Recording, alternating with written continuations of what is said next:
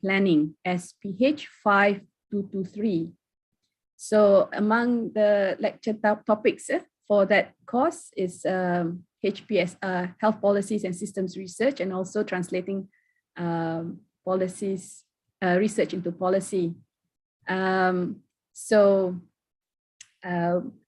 We took the opportunity to invite subject matter experts from our own Ministry of Health, and for which I would like to welcome and also thank.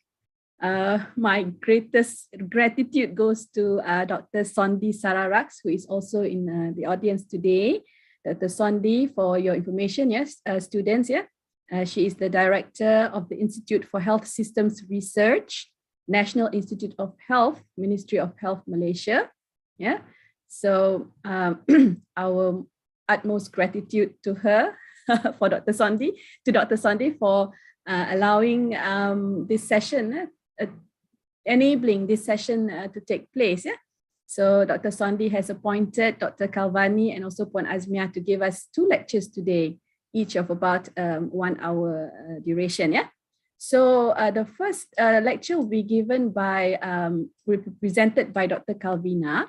I'll just read through her biography. So Dr. Kalvina Chelladorai is a dentist by qualification and has been working in clinical practice for 5 years before joining the Institute of Health Systems Research. As a junior researcher in 2019, she was mostly involved in health policy and systems research since joining IHSR.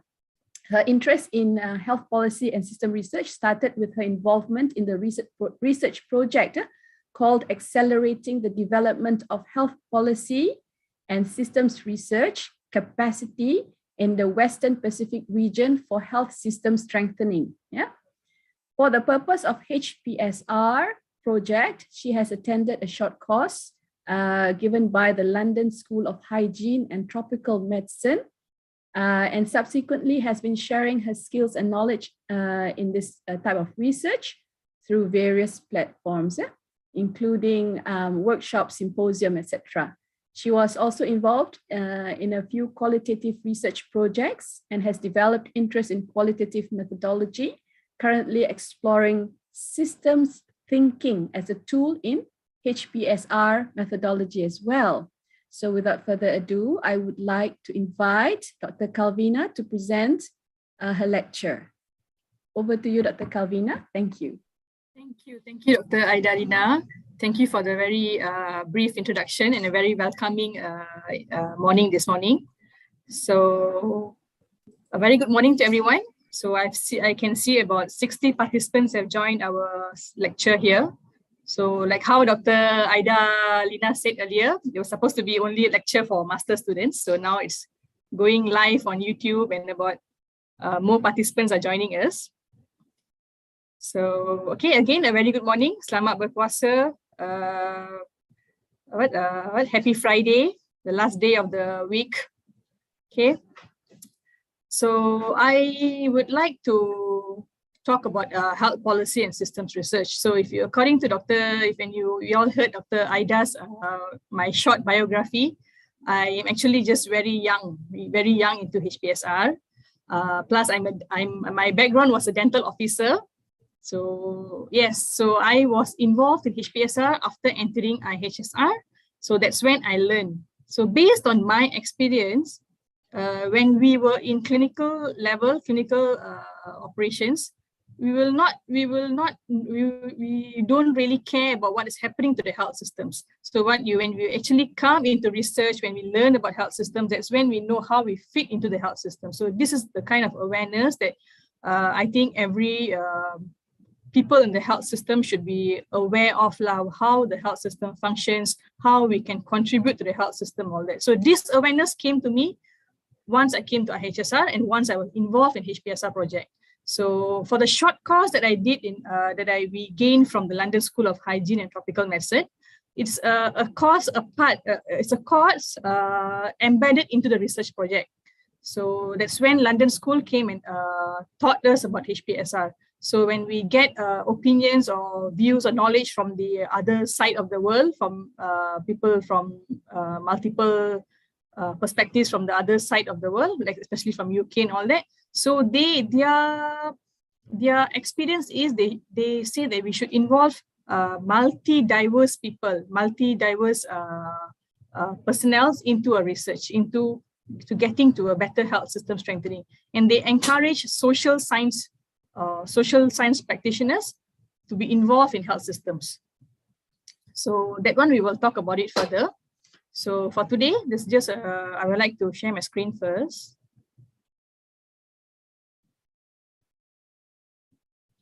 Okay, can you see my screen?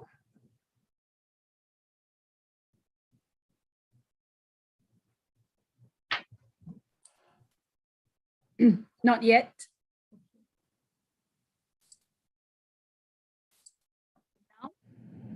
Now can.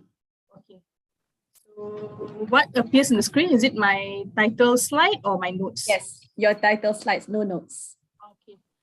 So thank you so much. So I'll be talking just brief introduction about health policy and systems research. So good morning again. So I'm Kalvina from IHSR. Okay. For today's topic, so there's 4 parts into this topic. First, I will talk about introduction to our IHSR itself. I would like to introduce Institute for Health Systems Research. And then I will talk about introduction to HPSR, the part 1. And the part 2 is doing HPSR. And I will elaborate a bit on our HPSR project that we have done earlier. And also there's a disclaimer. So a basic HPSR course take at least 3 to 5 days to cover all modules. So I don't think so I'll be able to cover the cover HPSR as a whole in this 1 hour. So I might just cut short some things. It's just that we just need to be aware. For today's objective is we have to be aware on what is HPSR, how we can actually help research aware members and research active members to do HPSR. So a very brief introduction lah, because when we got trained by London School, we were doing a virtual training for almost a month. So there's a lot more. So it's a evolving process. It develops. So we keep on learning. So there is no one static or rigid method to do HPSR. Okay. So let me move further. So okay, yes. So this is about Institute for Health Systems Research, a very short history of our institute. Okay, before I move further, can I know if anyone is checking on the time, because I'm scared I will, exceed the 1 hour. I'll remind you Okay, when we're nearing the end. I think I'll inform you maybe in 5 minutes before we end. The session ends. Yeah. Yeah. Okay. So I actually have a lot of slides. I have about 50 plus slides, so I'm not sure if I can finish it up in 1 hour. So yes, so Institute for Health Systems Research. So we were established since 1986. So in 1986, IHSR did the very first health systems research training program. So we formed a health system research program, and then we kept evolving until now. So initially we used WHO's guideline for health systems research, which in 1991, 2003, we used WHO's guideline.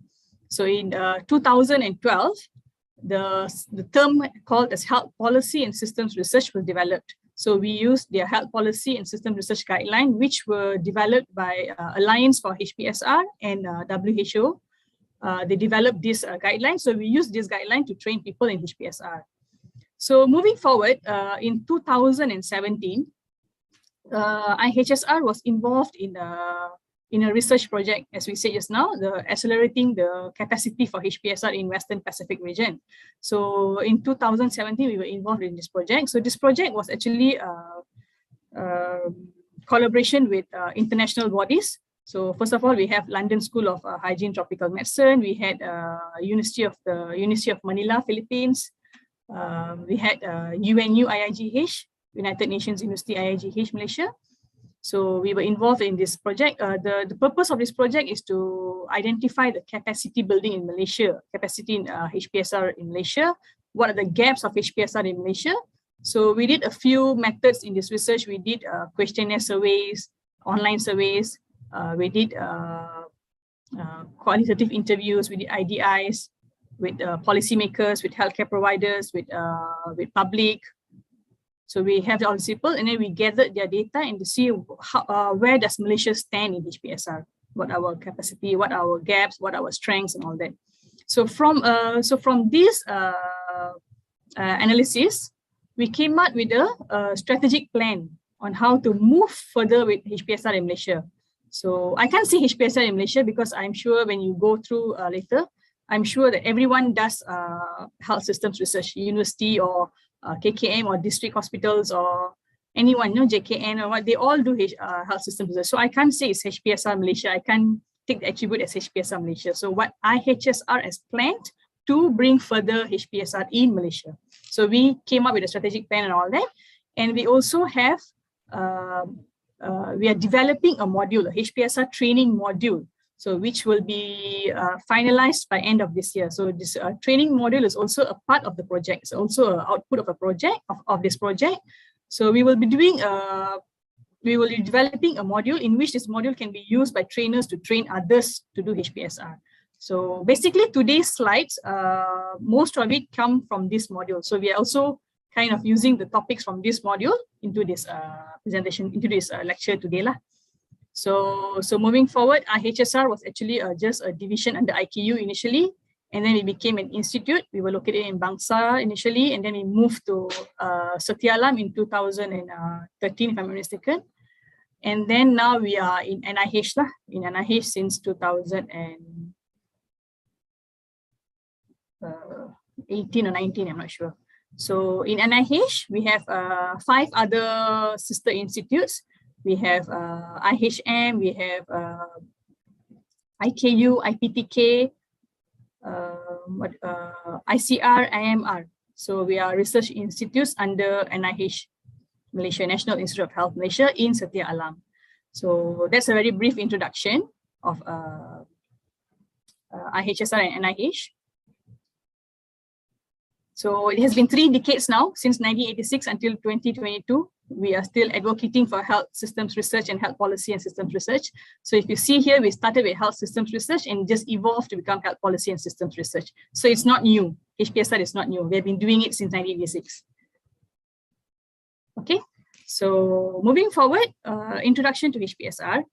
Okay, just to make an announcement here, I don't have any questions on Slido or any interactive sessions, but I might ask questions in between. So maybe you can just, those who want to answer, you can just unmute and answer or put in the chat box the answers, okay? Just when I go through. So when we talk about introduction to health policy and systems research, so if you see HPSR, that is policy and systems. So let's talk about health systems first. Okay, before we go to health systems, let's watch a small video, okay? Please let me know if you can hear the sound or not. Huh?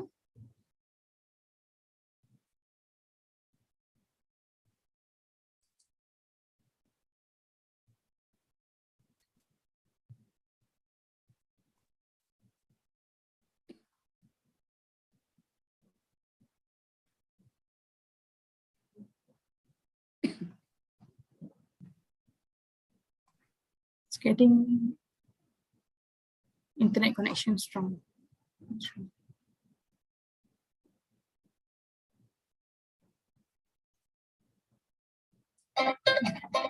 This is mine.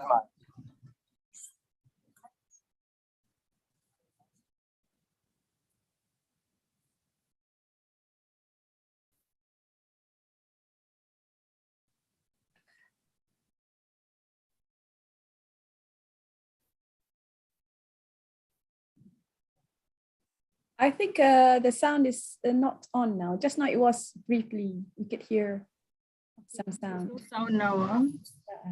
Now? Now? A visual, yes. Sound, no. Unless the other participants can hear and I can't. Anyone? Kalsum, you cannot hear, yeah? Okay. No, still there is no sound. No sound, yeah. Yes.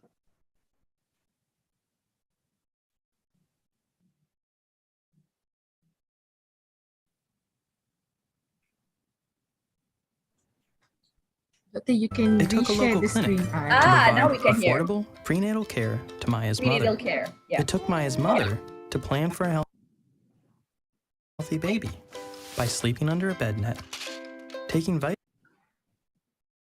vitamins, eating nutritious foods, and receiving vaccines. It took vaccines traveling to the clinic in a refrigerated truck.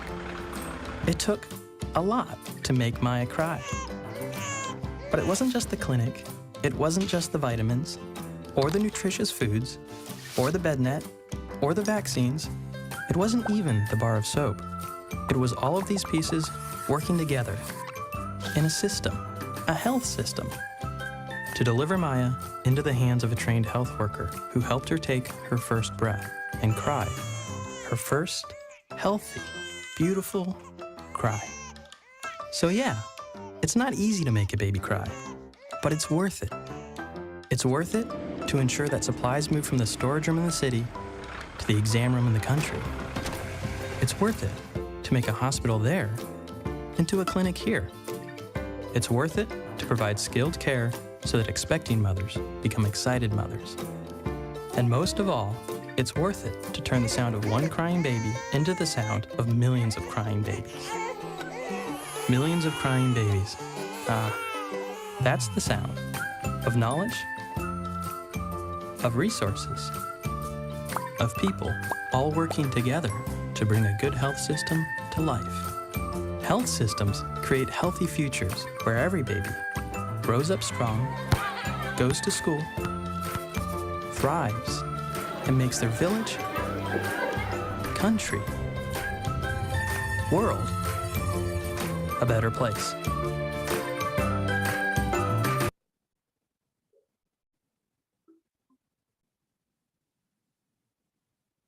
So it takes the whole world to make a baby cry. Am I right? Yes. Dr. Kalvina, we can see your notes as well.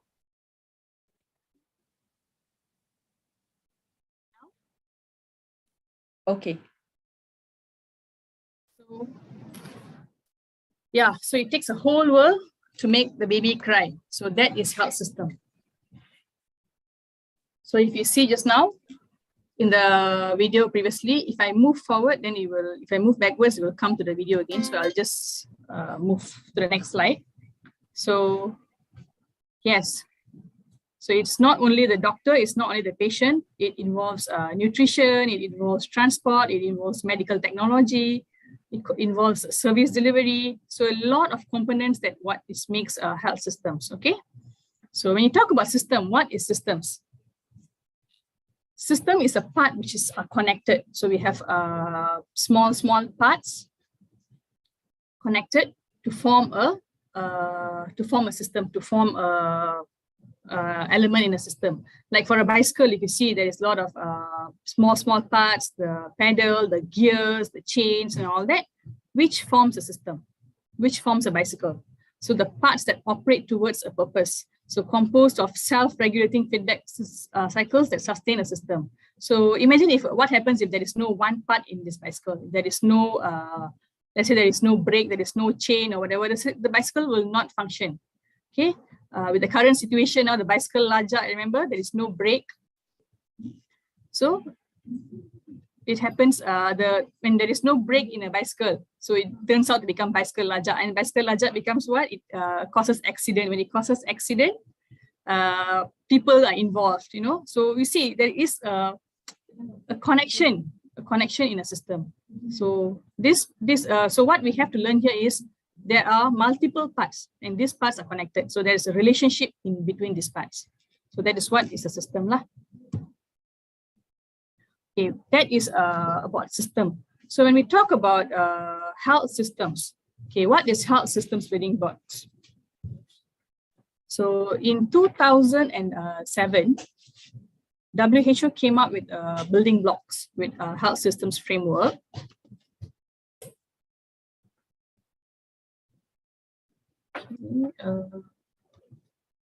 Yeah, so WHO came up with the health systems framework building blocks in 2007.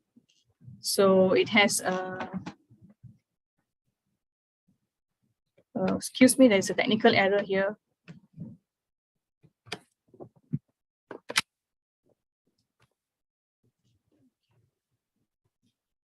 So if you can see, so I'm sure everyone is aware about this WHO's health system framework. There's 6 building blocks here, which is service delivery, health workforce, information, medical products, vaccines and technology, financing, leadership and governance.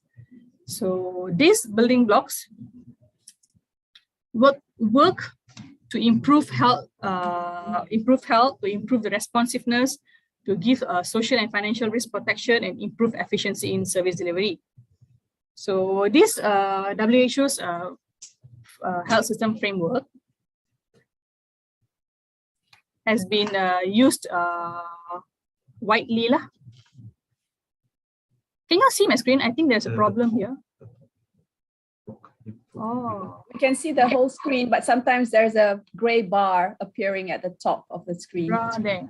Yeah, but now the gray bar has gone down to the bottom of the Yeah, screen. because I have people. Okay, what can you see now? I can see presenters' notes as well.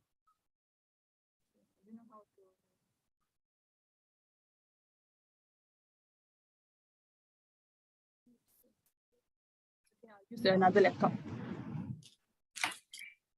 I think when I played the video, the settings in my laptop have changed. Yeah, but we can see the 90% of the screen. The whole building blocks we can see.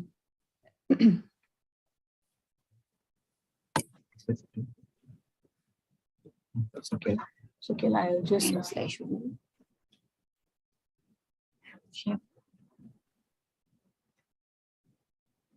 Display. Okay, double click. Display.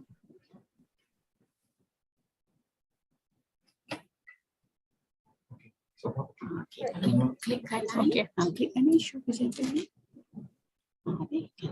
No? What's coming out there? I still can see. It's okay, I'll just Still can see. Only the midterm bordering is this bar. Keep walking the wall. it's okay, it's okay. I think the video just now interrupted. It's okay. So walking.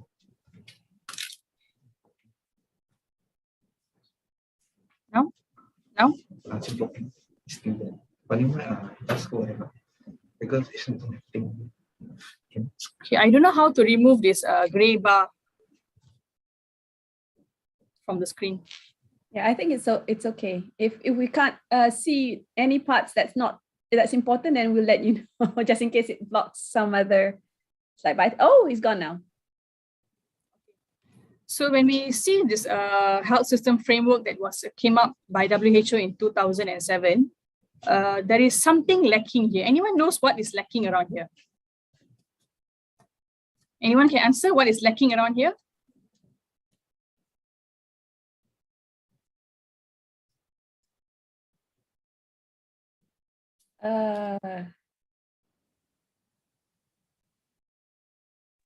Research.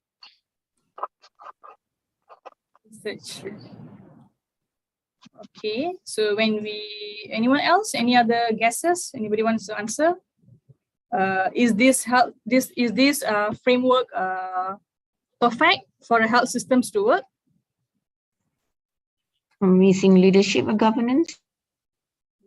They have their one, the last one. They have leadership and governance. It should include a community involvement, community participation. I can't hear. Oh, community participation. Yes, correct. So whatever the health system is trying to do, we are providing to a consumer. Who is the consumer? The consumer is not here in this framework. So that is why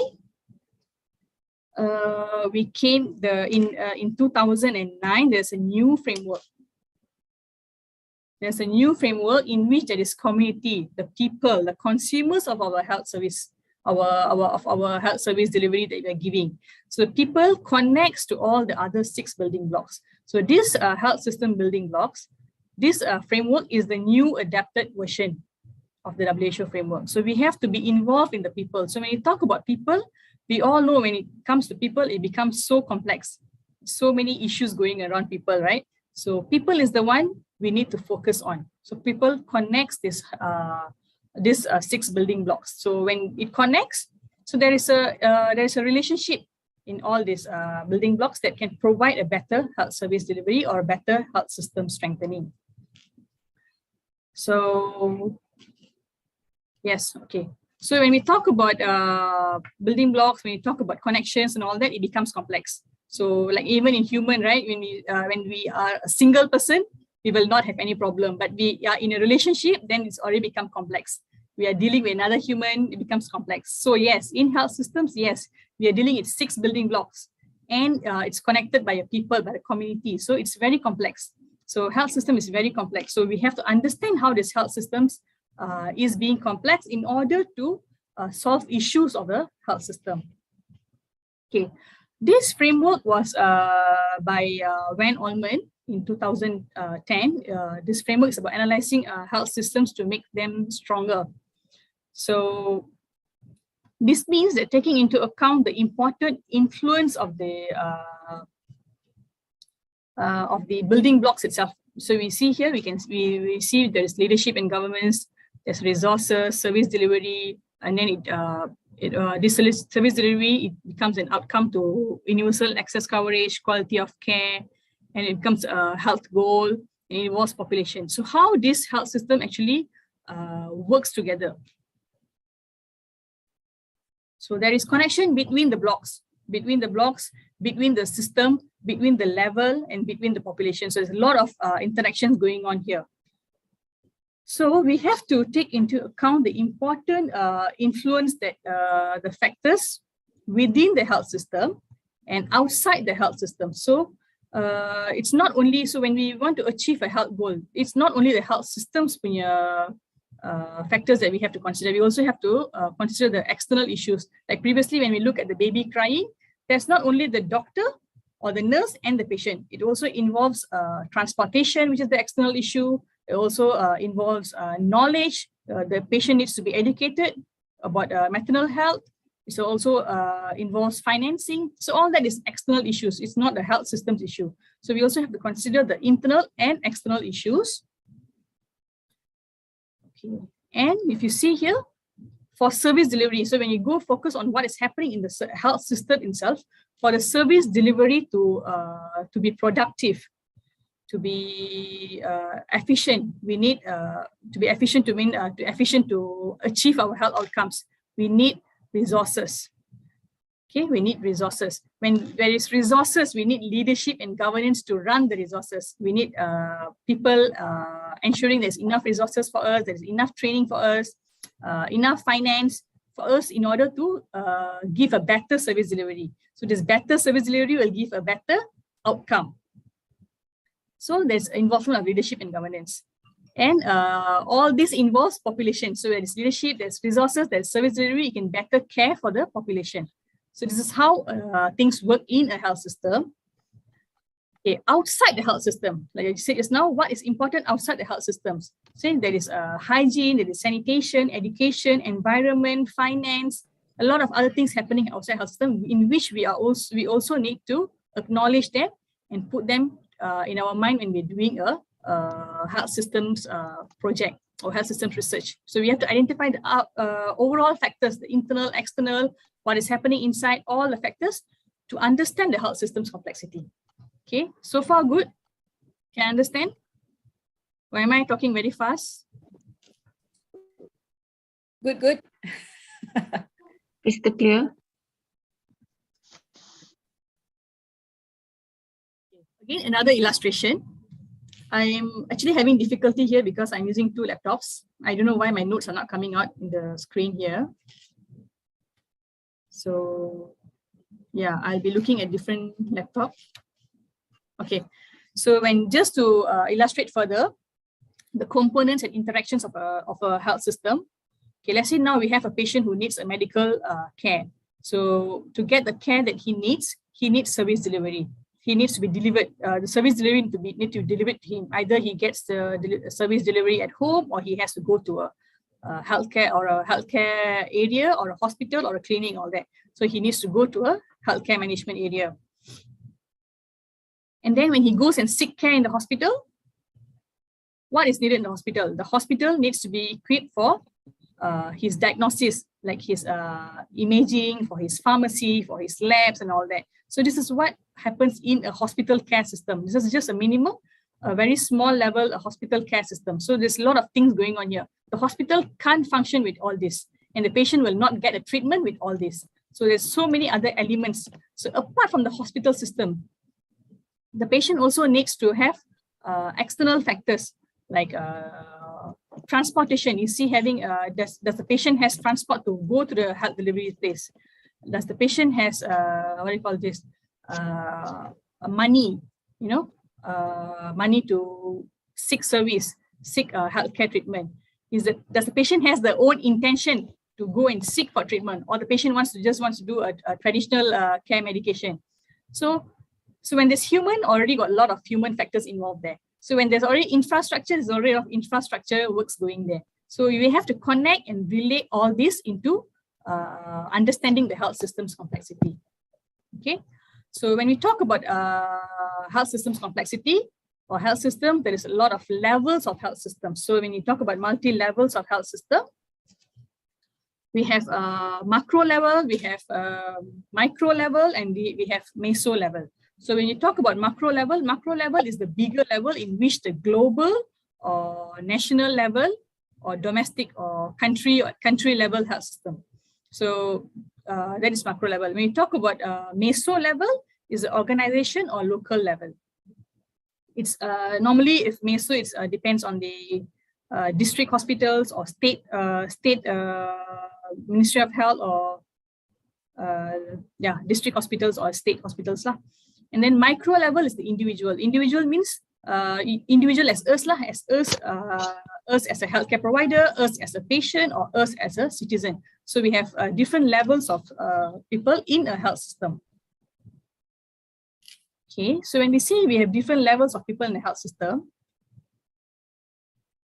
okay, these people in macro level, in micro level, in meso level, we all have our own key roles. So let's say for macro level, our key roles, the people who are in the macro level, they are normally policymakers, they are normally politicians, they are normally ministers who they are accountable for making policy. So they are the one who will be balancing the policies. They are the one who will be coming up with strategies. They are the one who will be coming up with financing, with resource allocation, planning, development of policy and regulations. What else? And they are the one who will be engaging with all the other health system people, all the other actors, interact with national and international bodies. Like if let's say Ministry of Health, we need finance, we have to talk to Ministry of Finance. We have to show why we need a lot of money, why we need allocation. So they are the policy level peoples. They are the higher level peoples, the ministers, the politicians, our DDG, our DG, and all that. That is macro level. So when you go to meso level is the organization and local level. So here, it can be us as a healthcare provider in a district. Imagine us in a district. So what are our roles in the health systems? We are service deliverers, we provide care. And then we are also among our colleagues or among our organization, we are the supervisors, we are the healthcare managers, we provide training, we provide health promotion, we interact with the citizens, we interact with the local population. We understand their issues, we understand their problems. That is the meso level. So what we can do in an organization. And micro level is the individual itself. Individual itself, as us, let's say we are a healthcare provider. What are our role in the health system? We are supposed to provide service. We are supposed to provide care for patient. We are supposed to advise patient on health needs, on healthcare or promotion, all that is our role as a healthcare provider. How about the patient's role, the micro level, the patient's role? The patient also needs to understand, patient also needs to have awareness or behavior to adhere to healthcare needs or adhere to healthcare advisors and all that. So we have, so the macro, micro, meso, we all have our own roles and key roles in the health systems. Okay, understand so far? Boleh ya? Okay. Yes. Okay. So when we talk about this, there are two things here. There are two things here which is very important. So when we talk about people and organization and management, all that, there's two things here which is missing. Any guess what is the missing part here? Anyone can guess what's the missing part here?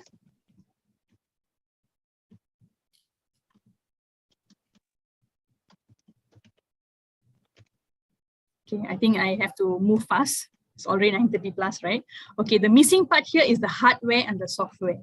Like our laptops lah, we have a laptop, which is a hardware, then we cannot use because there is no software. So there is hardware and software. Hardware here means is the guidelines, the policies, is the legal documents, is the financing, the budget is the hardware. So we need proof, or we need something structural to follow. The software here is the, how to say, the values, the traditions, the beliefs, the something soft lah, our behaviors, our attitude, the software. So this hardware and software is the one together drives the health system. So we can have a lot of guidelines, we can have a lot of policies, but let's say the person in the micro level or in the meso level is not willing to run the hardware, it's not willing to run the guideline. So what happens then? So for example, our akta berhenti merokok, right? So the akta is already there, already diluluskan. So people cannot smoke. In Malaysia, there is public areas that we cannot smoke, all that. But do we still see people smoking there? Yes. So the hardware is there, the guideline is there, but the software is not there. People still want to smoke. Why they want to smoke? So that is what we have to go in, deep dive and understand why they want to smoke. Even people in Ministry of Health, even people in Ministry of Health, sometimes you can see people just go behind the clinic or behind the hospital and just take a puff and whatever. So why is the people not adhering to the hardware? Why is the software not adhering to the hardware? So these are the issues that can arise from a health systems, in which we should be aware of these things, what is happening, what are the things that influence the health systems and all that. Okay, understand? Boleh? Okay. So when we say complexity of the health systems, why is it complex? So yeah, because it's constantly changing, and the self-organizing. Each block of the health system is self-organizing. Organizing. Let's say now we say we need what do you call this? We need okay, for example, vaccines. We need vaccines for COVID-19. So we can't only be seeing on the need for vaccine. We also need to see how the population's need, how the population reacts towards vaccine and all that, and how about the delivery, how about the financing and all that. So it can't be self-organizing. So, and then the health system building blocks are tightly linked. Okay. And then we have multiple stakeholders and multiple regulations. We can't run away from multiple regulations. So that's why it makes health systems complex. So anything that involves it multiple, then it becomes more complex. So whatever problem that we have in our health system is not a linear problem. We cannot do A to solve B. There's a lot of linkages, a lot of problems and issues affecting for a problem. So we have to look things as a whole system itself, not in a linear way. And the health system is always resistant to change. That is why health systems become so complex. Okay, so when something becomes complex, we need to deal with it. So there is a way of dealing with complexity. So in HPSR, we encourage systems thinking to deal with complexity. So how systems thinking plays a role is, so when we have to see things from the parts to the whole. So from the objects to relationships, structures to process, and then from the hierarchies to networks, from the rational to intuitive, to analysis, synthesis, from linear to non-linear thinking. So this is what systems thinking actually encourages. So systems thinking is something that has been used for so many years in engineering. So now health system strengthening is trying to adopt systems thinking to unveil the complexity of a health system. Okay, so systems thinking is just an approach to understand and analyze a complex system. So when we have a problem, we use systems thinking to analyze the problem and see what are the other cause and effect factors that that actually makes the system become complex or actually makes a problem in a system. So we use this. It's a tool. It's a tool by looking at the whole interrelationship and underlying patterns of a problem. So if you see here, there's a triangle here. It's like the tip of the iceberg. We only know what is happening now. But if you go and deep dive down there, we don't know what is happening below the iceberg. So there's a lot of things happening here. So if we can use systems thinking, we use adapt systems thinking, and we can unveil the things that are happening below the iceberg. So when we unveil systems thinking, actually is we will when we use the tool when we use the systems thinking tool, so we can come up with a figure or a chart or a model saying that, okay, this is the cause, this is the effect. What happens? What are the contributing factors? What are the external factors? What's the internal factors? So we can come up with a diagram or a mapping saying that, okay, this is the overall issue. And recently, they have also added horizon scanning into system thinking. It means that we can predict the future with whatever is happening now in our health systems. We can use these issues now currently and predict what will happen in the future. So that is horizon scanning. It is something new, and we are also still learning this lah. So system thinking is just a tool to understand the complexity of the health system. So when I talk about systems thinking, there's already a few reference here. So these are the books that we use to read up on the systems thinking lah. So it's a tool for seeing things and also a tool for thinking strategically. Okay, so we have talked about health system, and I only have another 15 more minutes. I'm just entering health policy. So what is health policy? Health policy actions to strengthen health systems and improve performance. So if there is no policy, if there is no guideline, if there is no rules or acta or law, nothing will be working. So we need something to run the health systems and to improve the performance. So WHO has defined health policy as an agreement or consensus on the health issues, goals and objectives to be addressed, and the priorities among those objectives and the main directions for achieving them. So when we move forward, so when we talk about policies, policies are not just documents. It is more than documents. It's not just the output of decision making, but it's the entire process of decision making across the full range of people and organizations that translate the policy documents or statements into policy as experience. So there is no point only coming up with a policy. The policy needs to be translated, need to be done. That is a policy. Okay, it's important to implement the policy. So it's important to understand that the politics of influencing policy agendas and the organizational dynamics through which policies take effect. So how do we influence policy agendas? So this is a separate topic in policy making, how to influence policy making, policy agendas, and the politics, who's involved, all that is different topic. So when we talk about policy, it normally involves the whole health system actually involves the whole health system actors involved in policy making. So that is briefly about policy. Okay, why and what policy focus? So policy, when you talk about policy, there is a research on policy. So we can do analysis of policy or analysis for policy. So when you say analysis of policy, means there is a policy there. So we will do analysis on the policy. What is happening? Is the policy being implemented well? What is the outcome of the policy? Are we achieving the outcomes in the policy? So analysis of policy, issues in the policy. So and then there is also analysis for policy. So analysis for policy is more on the what is needed for the new policy. So what evidence can we generate for a new policy? That is analysis for policy. So and it focuses on both policy content and interventions and process of policy decision making. So yes, policy analysis, policy making and all that is a bigger, wider topic lah.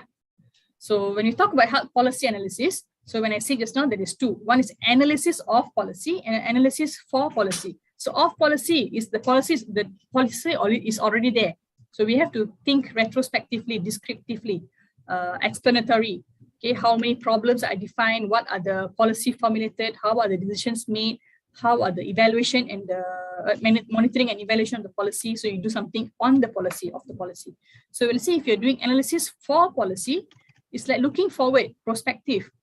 So you're using analytical techniques, you do research, you do advocacy in problem definition, you do decision making, you evaluate the implementation. So you do research on coming up, research for coming up a new policy, to inform policy formulation or to assess how the policy might be introduced in future.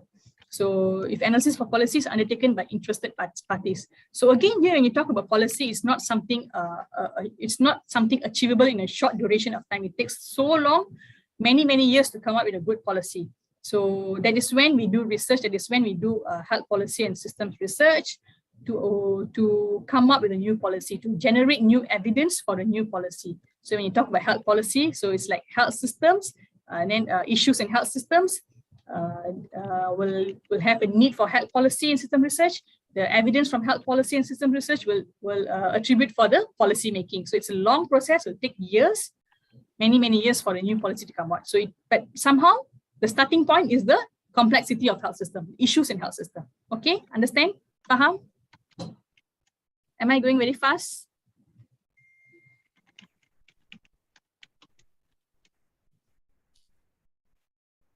Okay.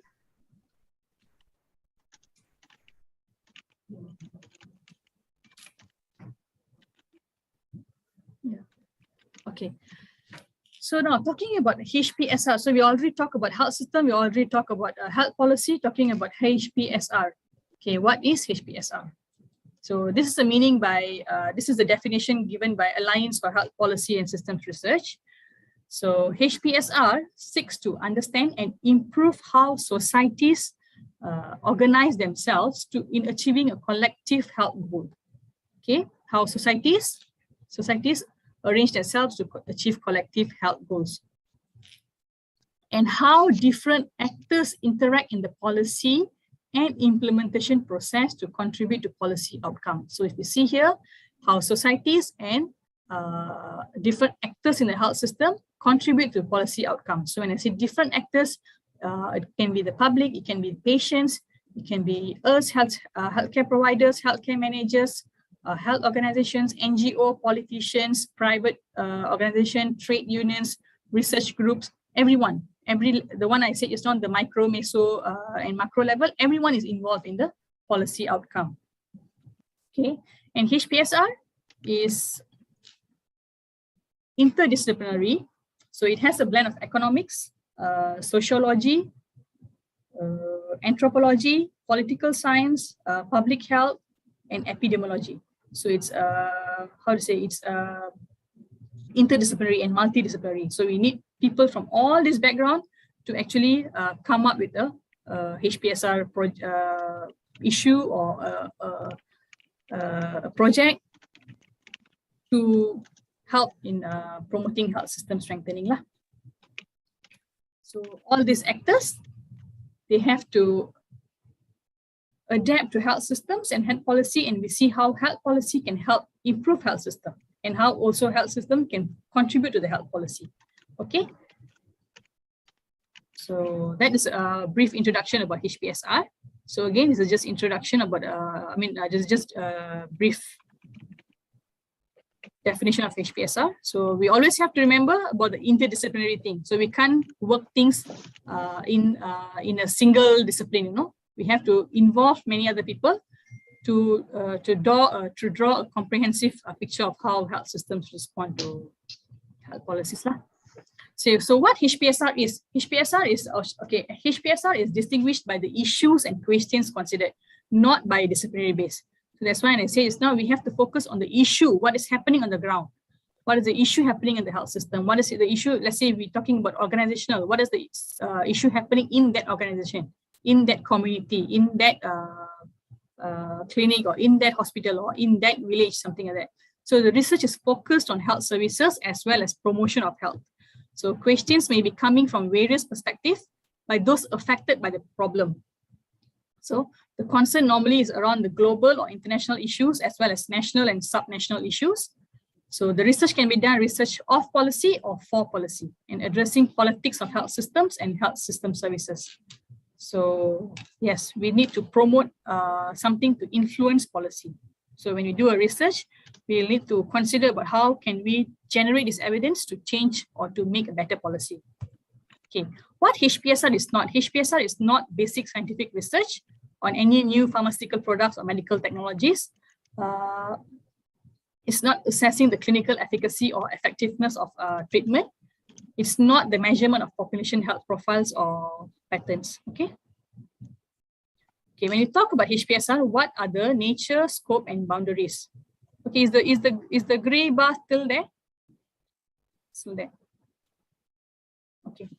So when you link the boundary of HPSR, so we involve macro, meso, and micro level.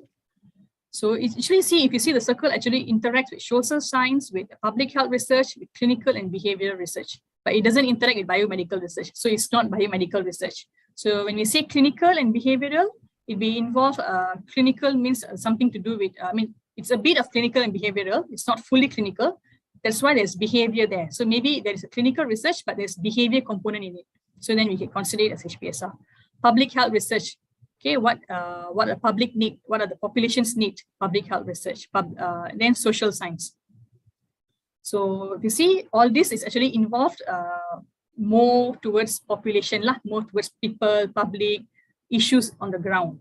So it can be derived from any health services research. It can be improvement science. It can come from implementation science, delivery science, management and operations research. So all these are the scope of HPSR. Okay. So when we talk about HPSR, it focuses on what health systems are and how they operate and what needs to be done to strengthen the health systems. So that is what we do as evaluation on current system, evaluation of what is happening now.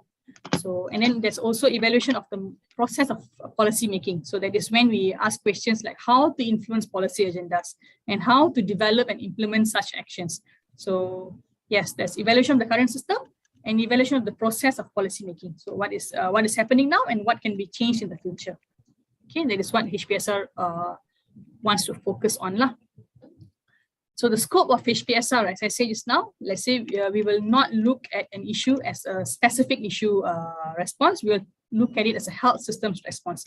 For example, if the issue is physical inaccessibility, that is distance to facility, patients are having distance to go to the facility far.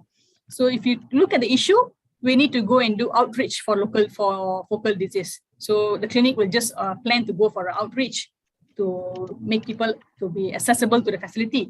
But when you look at the health systems response, we need to think that we need to reconsider for long-term plan. So we need a long-term plan for capital investment to coming up with new facilities. That is the health systems response. So if you see like we have inappropriately skilled staff. So we want to tackle the issue, we do continuous education or training and develop skills. But we have to look at it in a health systems perspective. We have to review back the basic medical and nursing training. You know, what happens in the ground itself, then we have to ensure appropriate skills included in basic training. So this is how we look at things in a systems view, okay? So in IHSR, we have done a few research which we can relate with levels of HPSR analysis. So for example, now we go to micro level. So there is this research done as a selection treatment for diabetes patient. So this was a qualitative research done to explore issues determining patients' treatment strategy and the process of patients going through current healthcare system in selecting their choice of treatment for diabetic. So this one, we consider this as a micro level because we are going to the individual directly. So we deal with the complexity of a patient, of an individual. So this is the type of research done in the micro level. Okay, so how we actually used this evidence in policymaking. So the findings have been used in developed training modules for paramedic in diabetics training in MOH. So you can't see, if you see here, that is not directly, okay, I do this research, I come up with a policy. No, at least your findings has been used in developing a training module. So that is what, so we generate evidence. So this is what I say, translating research into policy. So you don't have to picture this like, oh, when I do this, I have to make sure that it becomes as a guideline, as a black and white guideline. So it's not a document. It's about how we actually make things into, to fit things into the system. Okay. So this is one of the example. And then, okay. So when we go to Measho level, what IHSR has done in Measho level. So we used, this is another project, using systems thinking approach in understanding hospital information system data quality issues in MOH hospital. So this is also a qualitative research to explore issues related to his data quality in selected hospitals in Malaysia. So how we actually, this evidence were used. So this were actually presented to the planning division and hospital directors for the improvement of HIS system, in which directors actually acknowledge and already made changes to their hospital information system. So this is what happens in the, in the meso level, in the organization or local level. So, and then moving forward to the macro level, to the bigger, higher level. So one of the example is enhanced primary healthcare punya, research. So there's a few, this continuous or many process series of research. So the findings from this research has been used in the primary care division, Ministry of Health, to scale up the intervention activities. So this is how we can actually translate our evidence into policy. Not in a rigid way, but it can be in any kind of update. So what is the difference between health systems research and health policy and systems research? So previously, when we had health systems research modules, we talk about the health systems concept, problem analysis, research method, data management analysis, and we end up with technical writing and technical, and also towards evidence for policy making. Means we present it to the stakeholders and see how the stakeholders would want to use our evidence. But in HPSR, what is different is we actually would want to encourage people to use systems thinking to unveil the complexity of the health system, and we would encourage people to use mixed method approach. And also there is also a strategic knowledge translation, how we can translate our evidence into a policy or towards an impactful research, and also using theories and frameworks. So this is what HPSR modules are a bit different. So the new approaches in HPSR is systems thinking, encourage the use of mixed method, use of theory and framework, and develop a better strategy for research update. So this research update will be described further by Puan Azmiah later after this. So that is only part one. So it's already 1 hour talking about part one. So I'm just going into part two. So that's why I say it's a very long topic. But I hope you are aware of what is happening in part one, because that is the one we create awareness.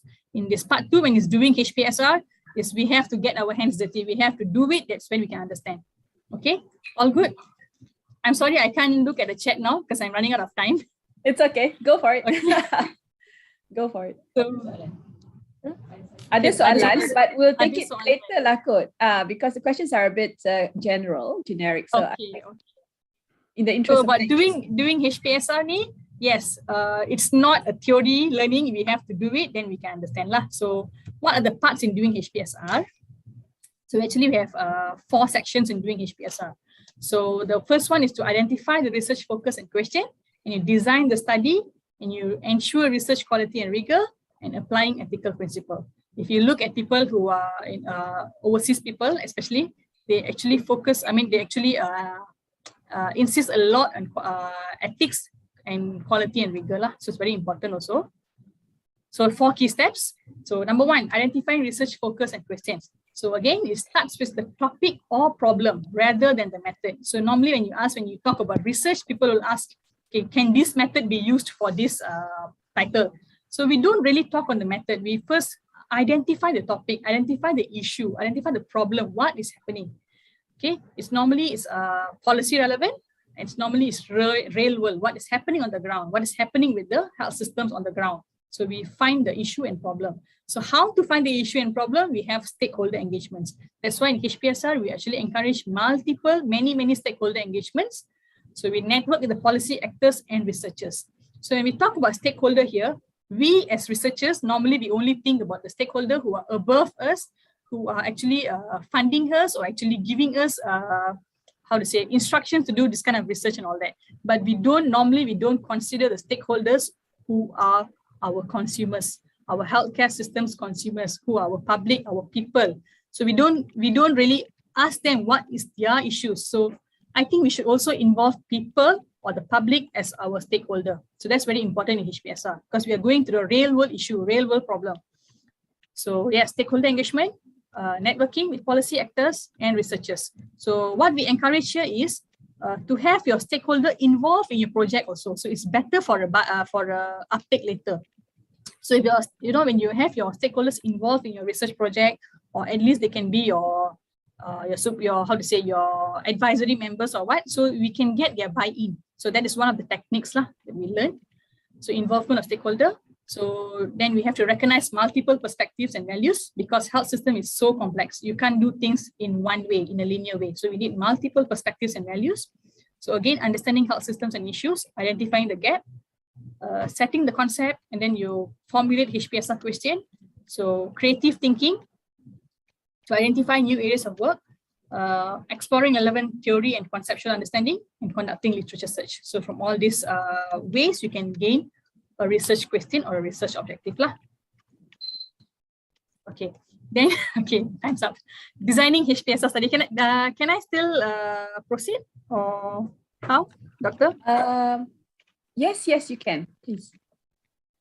When we design the HPSR study, again, designing HPSR study, always go back. We don't have to focus. I can't explain to you on the specific methods and all that because again, it all depends on the research question or your objective. So we need to know what is the purpose of the study. So particular questions to be addressed.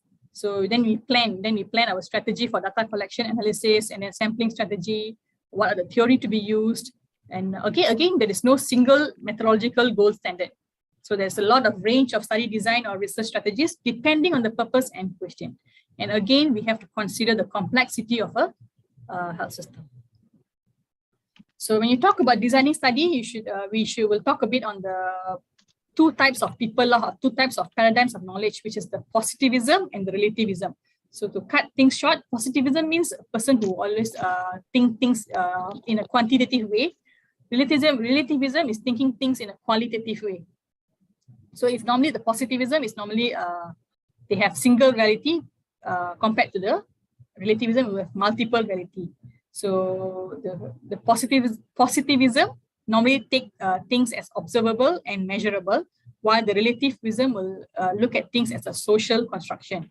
So quanti people normally they generate knowledge by observation and measurement, while the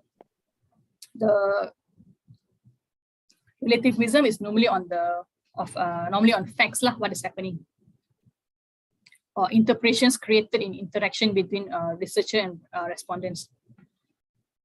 So quanti normally involving hypothesis testing, and quali normally involving or studying issues in the natural environment. So in HPSR, we need this range of people in doing HPSR. So again, this one is just a very brief introduction on how to do quanti and quali research strategies. I can't go deep into this. So why we encourage mixed method? As I said, it's complex. Health systems, going back again to the health system, it is complex. So we need both, we need quanti and quali to comprehend together. Okay. So to expand the scope of the study, to deepen the insight from the studies, to dwell deep into a research. So we need mixed method. So why mixed method? Because the researcher can collect and analyze both quali and quanti data, and then can integrate the two forms of data. So we can integrate, so if we've done a quanti, why are these numbers like this? What is happening with these numbers? So we integrate and then we get the quali and the results.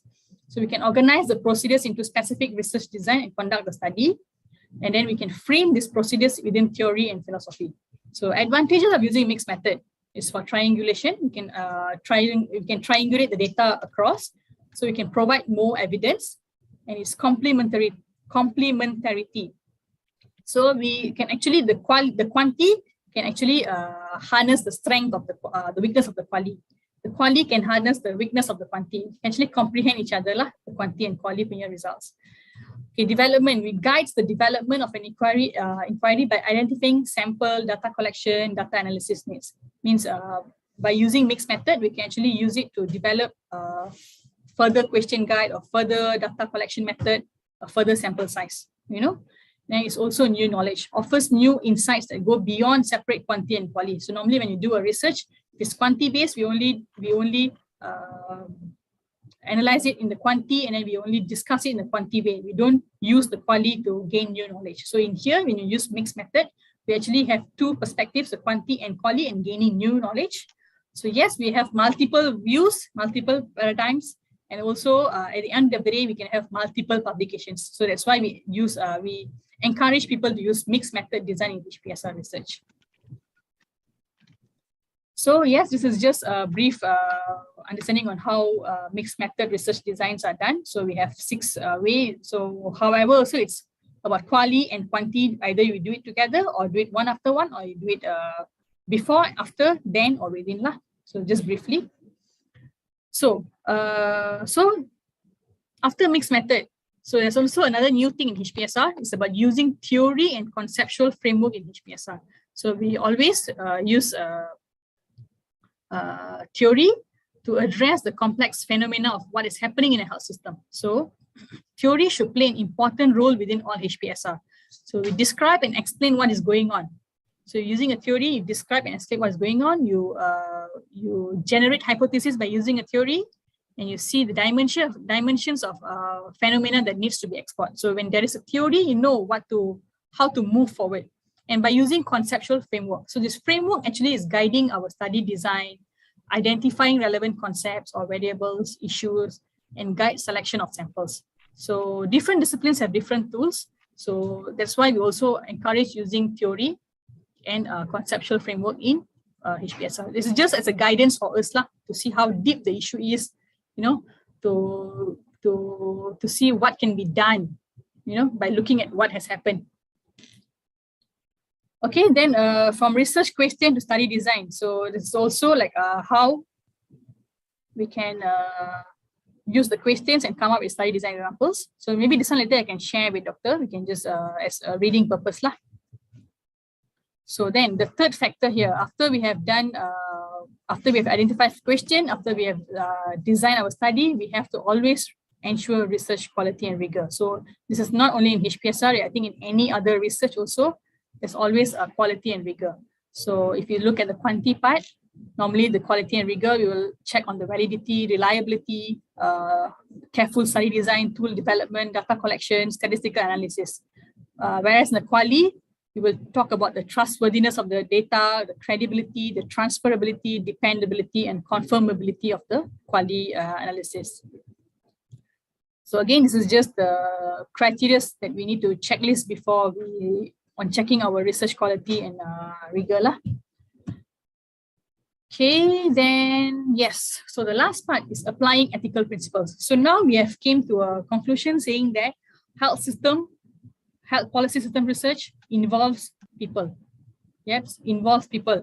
So when we involve people, there's always ethical issues that we have to consider into our research.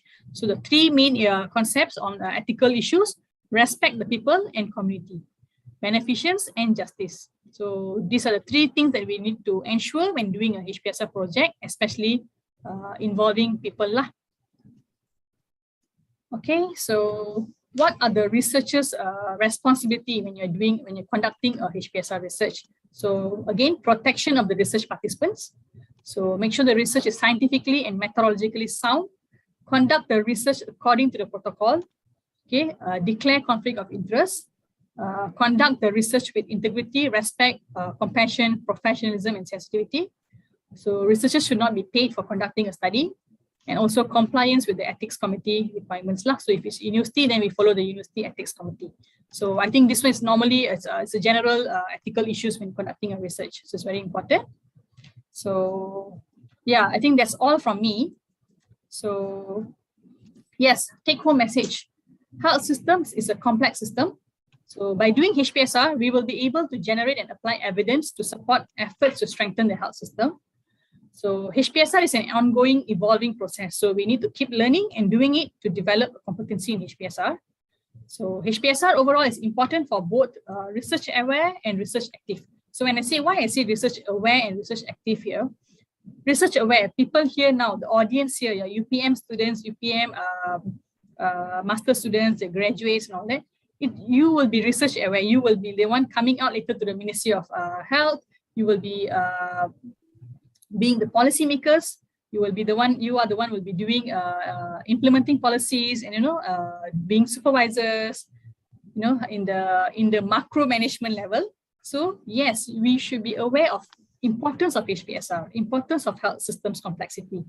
That is when we can help the researchers down here to uptake the evidence to be developed into a policy. And research active people, yes, research active people normally. Research active people are normally those who are the institutions like us or in the universities. So we also need to know what is happening on the ground, what is happening to our health systems. That is when we can generate the evidence to help in policy making. So it's important for both research aware and research active. Okay, so that's all from me. So just a brief introduction about the project that I mentioned earlier. So this project started in 2019. So yes, as I said earlier, we partnered with many other people, with London School, with UP Manila, and UNU IIGH. So our objective was to develop a strategic plan to build HPSR capacity in Malaysia. So and then we wanted to design and field test a HPSR training program by using the module that I mentioned earlier that we have developed. So to identify capacity gaps, national priorities and opportunities in Malaysia. And also to develop proposals for HPSR projects. So, and to provide a roadmap to accelerate the expansion of HPSR capacity in Malaysia. So when we did all this, when we came up with the strategic plan, so what we in our HSR want to do is we would want to build HPSR community. We would want to advance the field of HPSR and ensure strong and sustainable HPSR Malaysia. So when we talk about HPSR community, it's also involving academicians like people from UPM. So yes, we would like to build network with you. We would like to establish working groups with you. We would like to communicate and connect with all of you for a better or a future HPSR project or a better health policy and system research in Malaysia. So what we have done, advancing, when we talk about advancing, we are conducting HPSR awareness and skills building activities. And we have done one skills building this year. Yes, and also advocate for HPSR capacity building. We would like to train many people under HPSR capacity building and let people train the others. Then it be an ongoing process. So yes, we would like to advocate for HPSR global network. There's a lot of things to be learned. And then yes, we would like to increase our institutions' visibility in HPSR. So we also want to ensure institutional support and search and secure funding opportunities. So like Dr. Aida Lina just now when you mentioned, yes, we can work together to build our HPSR community in Malaysia. So examples of HPSR global networking, we have, this is what we are actually networking with now, Health Systems Global, Alliance for Health Policy and Systems Research and Alliance HIFLA. So there is a lot of platform in this networking people. So we gain a lot of information from them and all that. So yes, thank you so much. I predicted this will go way 50 minutes. Thank you very much, Dr. Kalvina. Oh, a very enlightening lecture. Dr. Kalvina managed to squeeze, I think, several days or several weeks of lecture in an hour. Amazing, amazing, amazing. So we have learned about the complexity of the health system, the complexity of policy making, and then you combine both complexities to become more complex.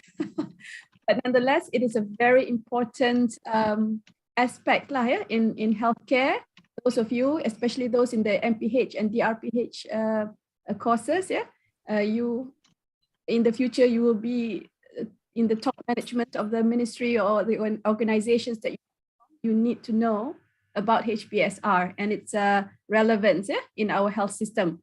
Dr. Kalvina, while you take a short breath, a short break to get your breath back, we have here two questions, 2.5 actually, because the other one, Puan Azmiah has already answered.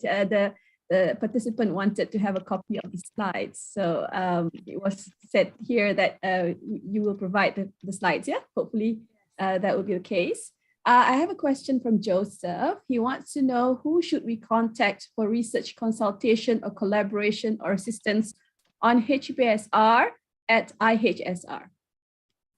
Who do we contact? Yes, Contact you? I have or- shared the email just now. The email, guys. Yeah, take a snapshot, take a screenshot of that. Yeah. So you can contact this at this hpsr.nih, yeah, at MOH. Or you can directly call us in. You can directly connect with the director of IHSR. Yeah. Yes, you can email us in IHSR. Yes, which I did, and they were extremely helpful. Dr. Sondi is very helpful.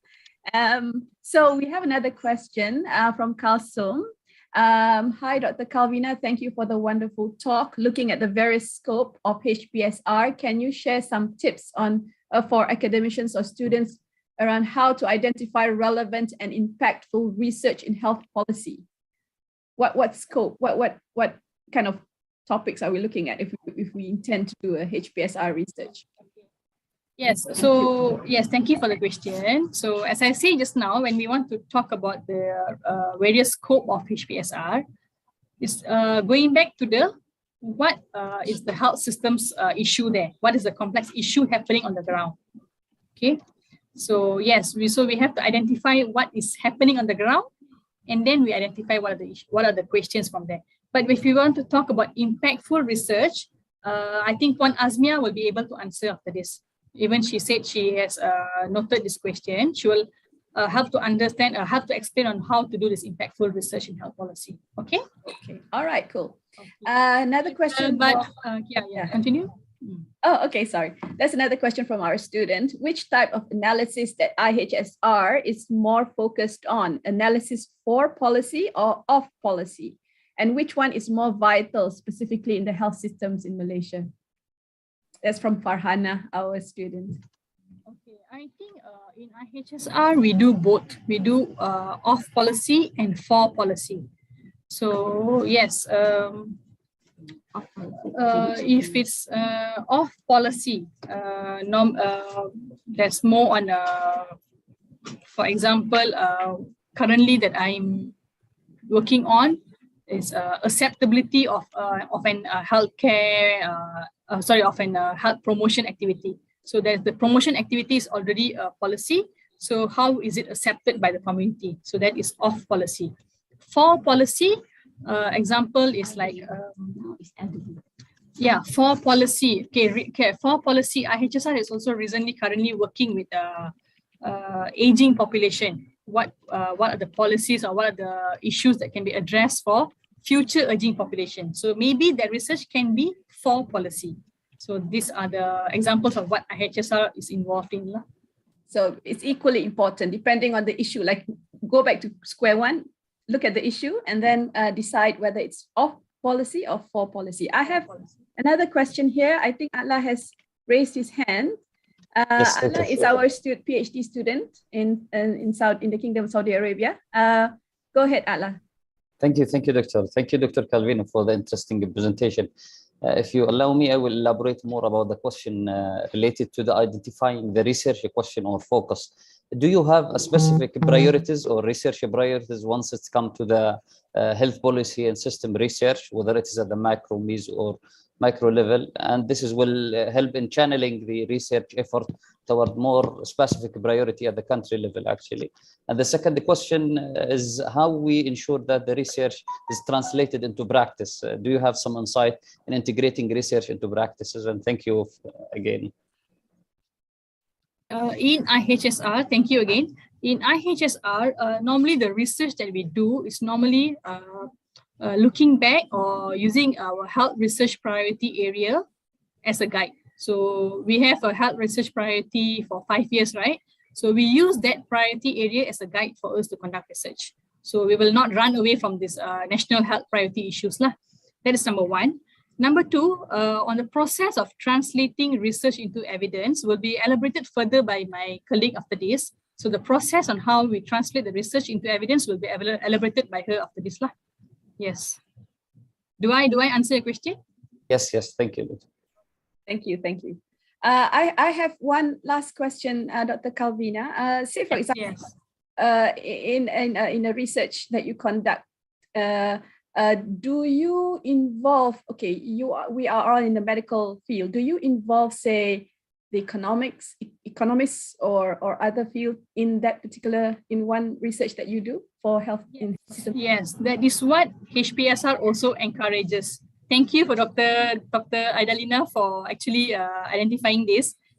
So it means you're already aware of HPSR's use. Yes, we encourage multiple diversity into a research project.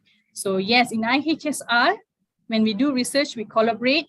We have multiple professions here. It's not only the medical officers or the dental officers and pharmacists. We have social anthropologists, we have health education officer, we have economists, all being involved in a project. So yes, we have multiple, yes. Computer thingy, everything can be included, yeah, so that it is it's important. It's important. Yeah. Okay. All right. So I'm checking the chat box. There are no other questions. Thank you very much again.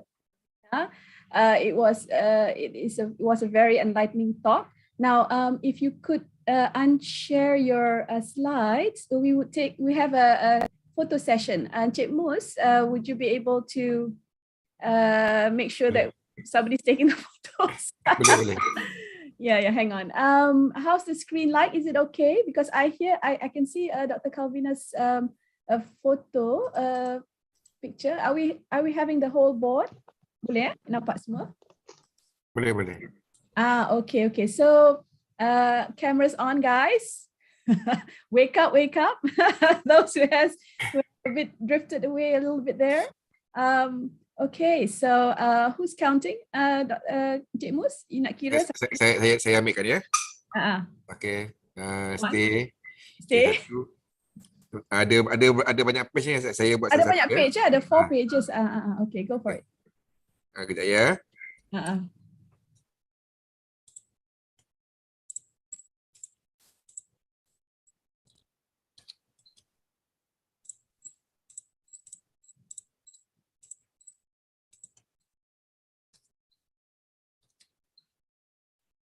Are we done? Sekejap ya. Yeah, okay. Sikit lagi. Smiling can be a bit tiring, isn't it? Dr. Santi, okay je, smile, comel je. Okay. Ya, lagi satu kejap. Lagi satu, okay.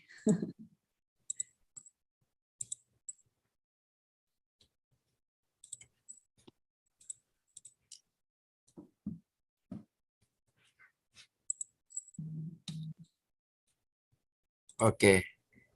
All right. Okay. Thank you very much, Mr. Mus, our assistant.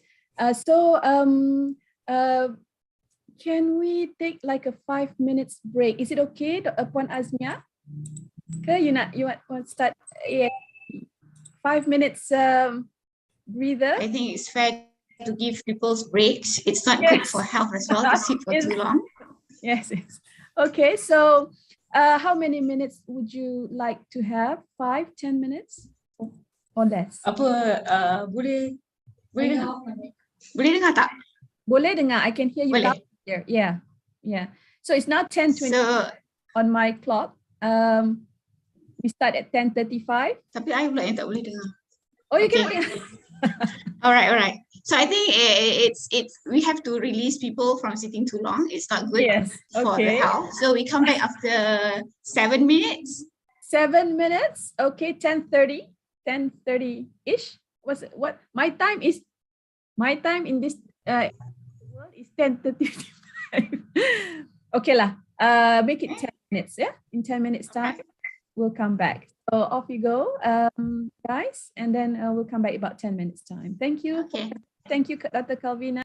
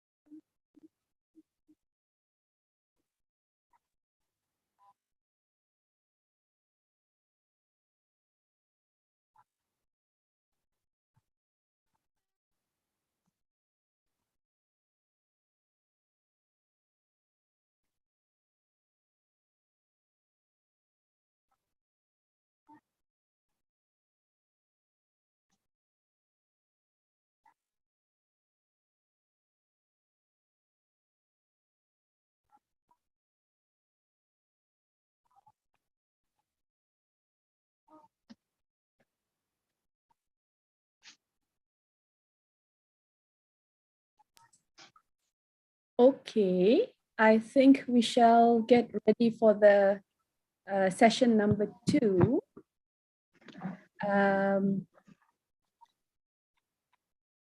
Students can come back, yeah, and take your places. So, Puan Azmiah, I start, yeah? I begin introducing you. Boleh, ya?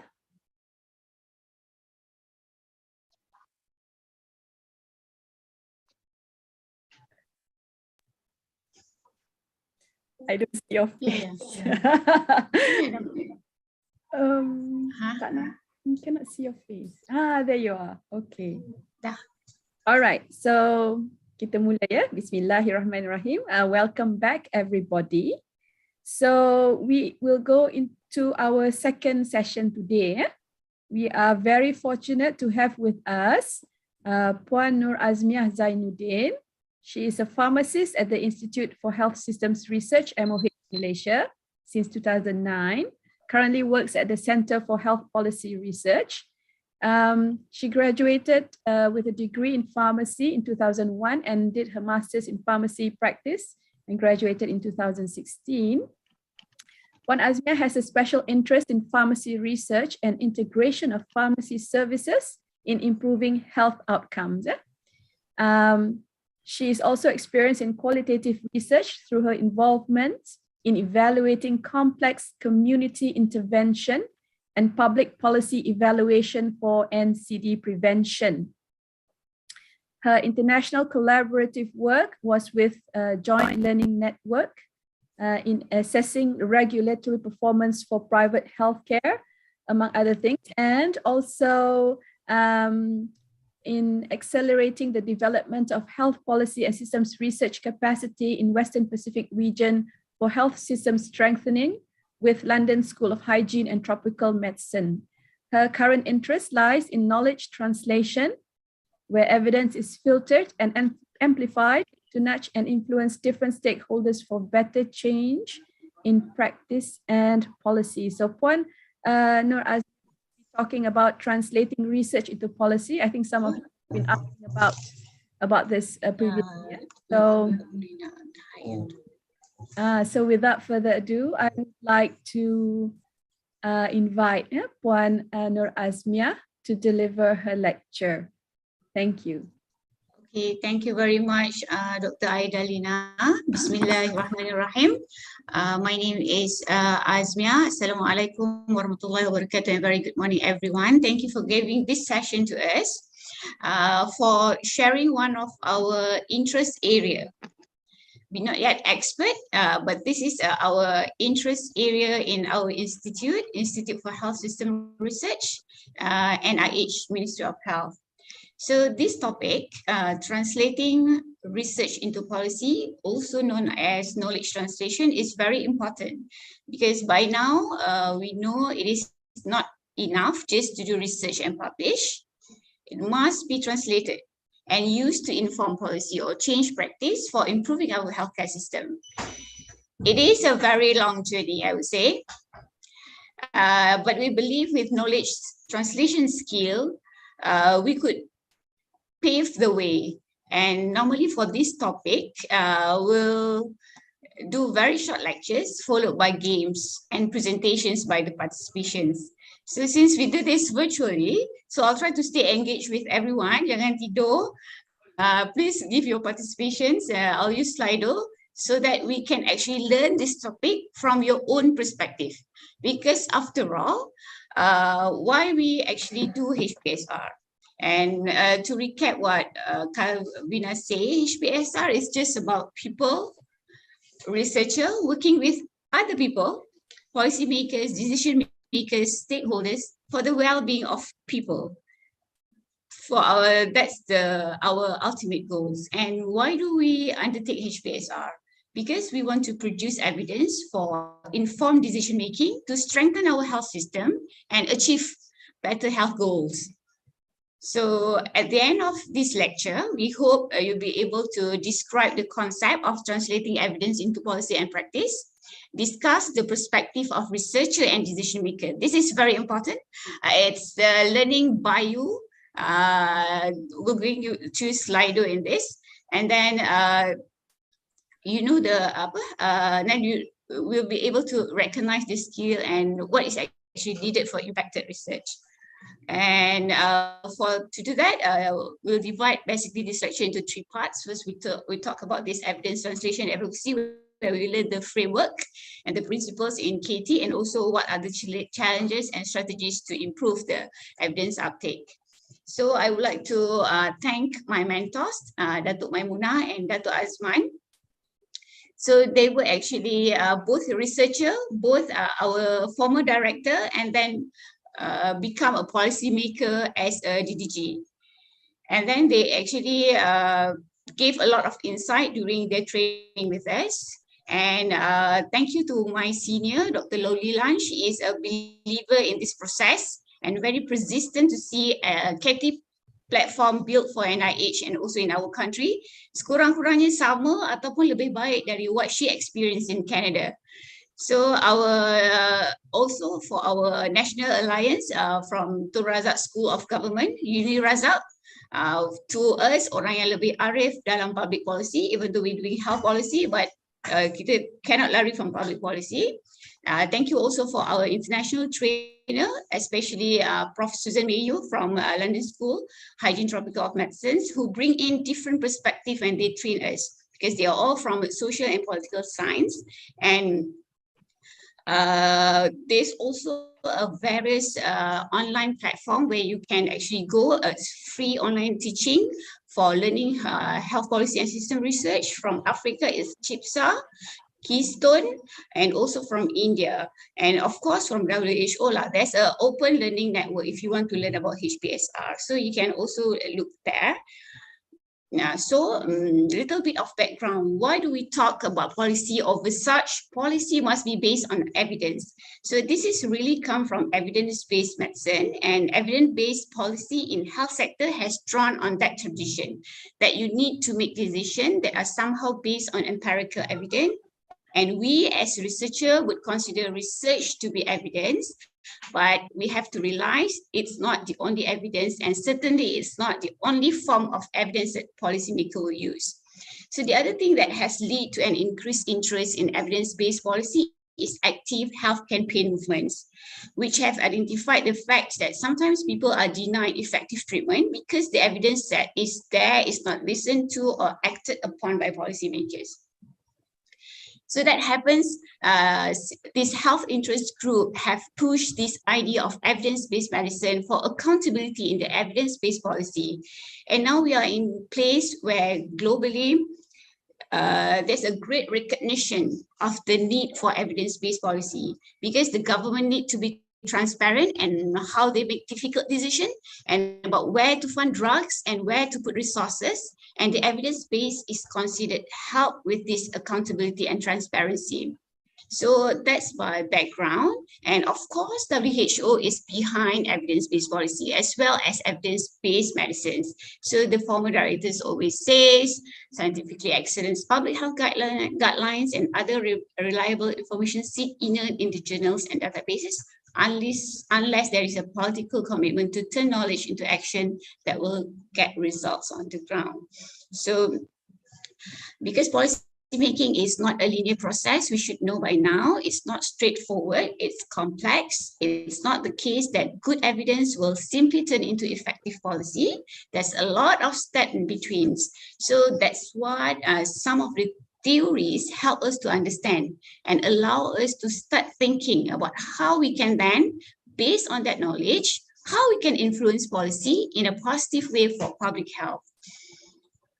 So we touch on this a little bit, rationale for evidence-based. So we talk about the desire for more transparent and accountable policy, but also more effective policy. The assumption is that if policy is based on good evidence, they will be more effective. Although in reality, it's a bit complex than that.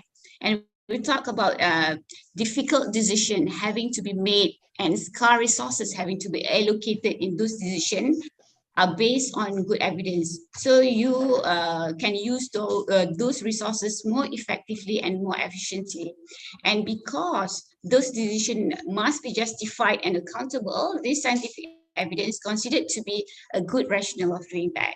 So partly because of research funders now increasingly expect to see evidence of policy influence. So in almost all the applications now, they put in the research grant, there's a section on how the research you propose will influence policy and what impact it will have on improving policies and practice. So we touch okay, now we actually next, we're trying to understand what evidence-informed policy. If you present just now is evidence-based policy, but now it's evidence-informed policy because we know the complexity of policy making. So it's evidence-informed policy. We're trying to understand what evidence is and what evidence use is. Who uses the evidence that we researchers produce, and what constitutes good evidence and good use of evidence. And underpinning all that, I hope will become clear as we talk, is the politics of the health issues. And the issues that debated, that we are gathering evidence for the institutional structure, which has a lot of actors that have to make use of our evidence. Okay.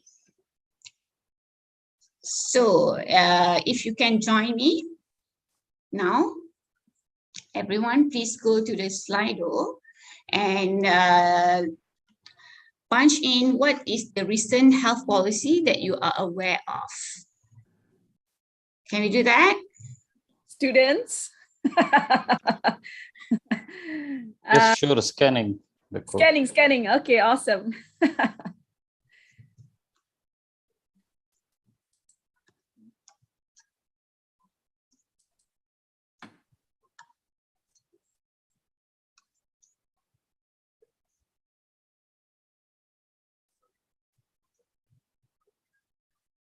Smoking and gay.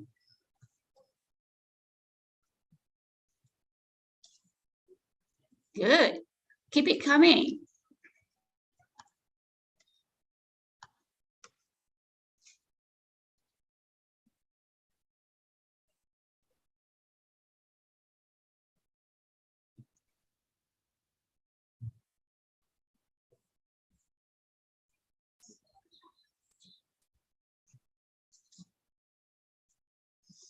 Childcare seat, sugar tax.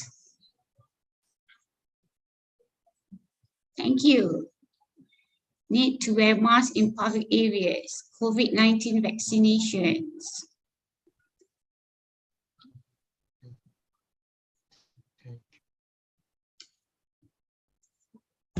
You have 12 responses. We give sometimes, Dr. Adriana, for this, that people give their inputs. Travel health bubbles, father-friendly hospitals,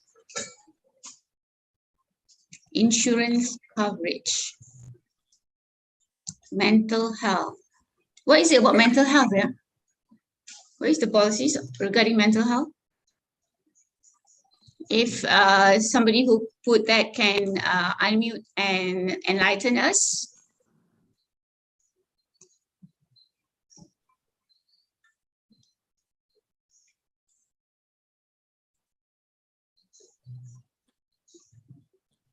Okay, you have 18 responses. Smoking, sugar tax, SSB, elderly, criteria for Hajj, yeah, tobacco control, 20.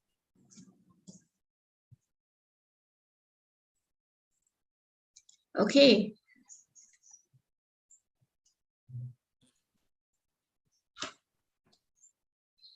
Okay, thank you very much. So that's, do we have someone coming? Okay, Park Slovate. Encourage breastfeeding for the first 6 months. Okay, so we can see this level of this policy. It could be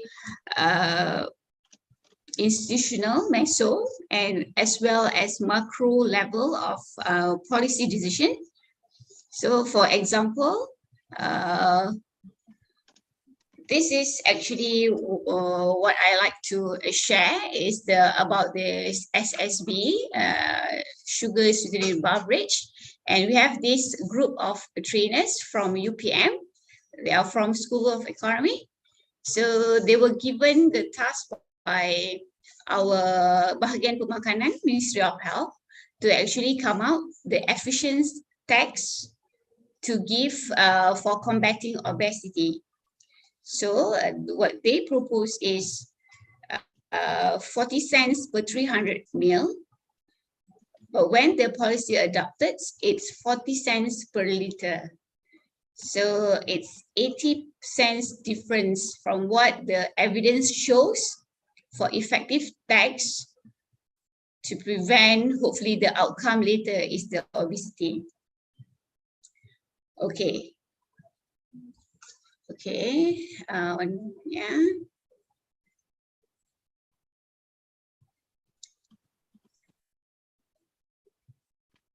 Okay, so we understand the initiative to actually post tax on SSB is bermula, it started very long before the, it's more than 10 years, the initiatives, but we realized the policy window opens when there's a change in government, change in Ministry of Finance. At time when Ministry of Finance is actually prefer to actually, because our politics during that time, we want to increase means of gathering our income as in the country. So when we propose taxing, it's very well accepted. And during that time, also the entrepreneur is actually Tony Puan, the policy entrepreneur. So, and he also very close to Ministry of Finance. So that's how we can push this policy over. So that is actually, just wanted to share with you to get the evidence translated. It's require a good team, and sometimes the window of opportunity might open, but to push the policy, it's just not enough.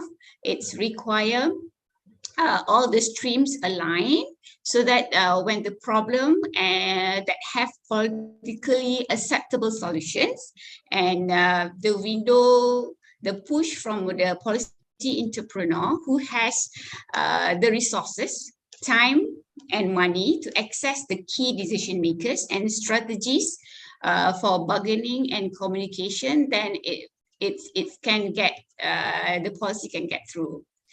I just like to bring some context. That's in Malaysia. Like in Indonesia, when Megawati come to power, the policy entrepreneur advocates the legal abortion to reduce maternal mortality. So this is very contested issues.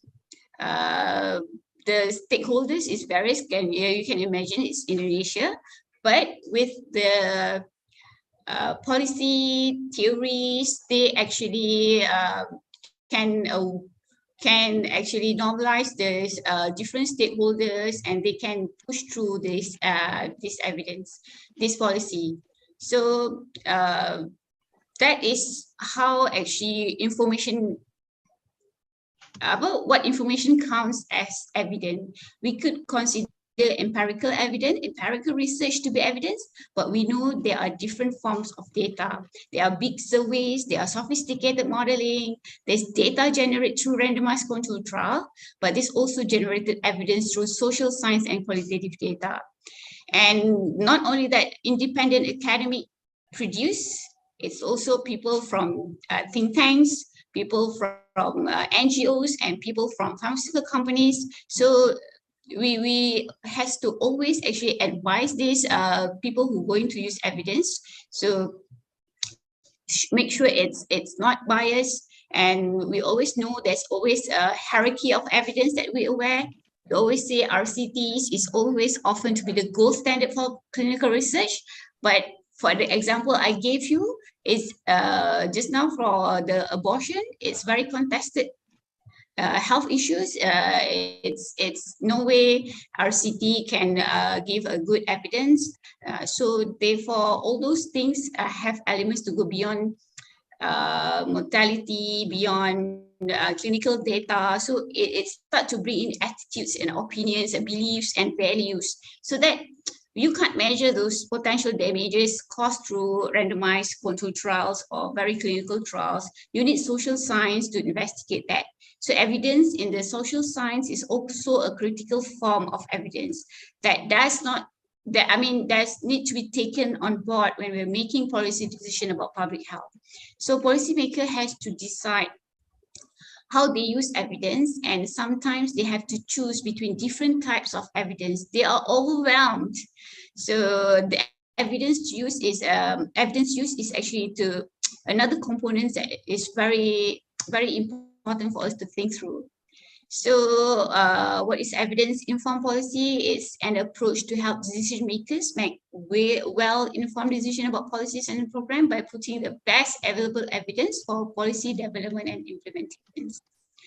So what is evidence or policy, or what is evidence for policy is to do what?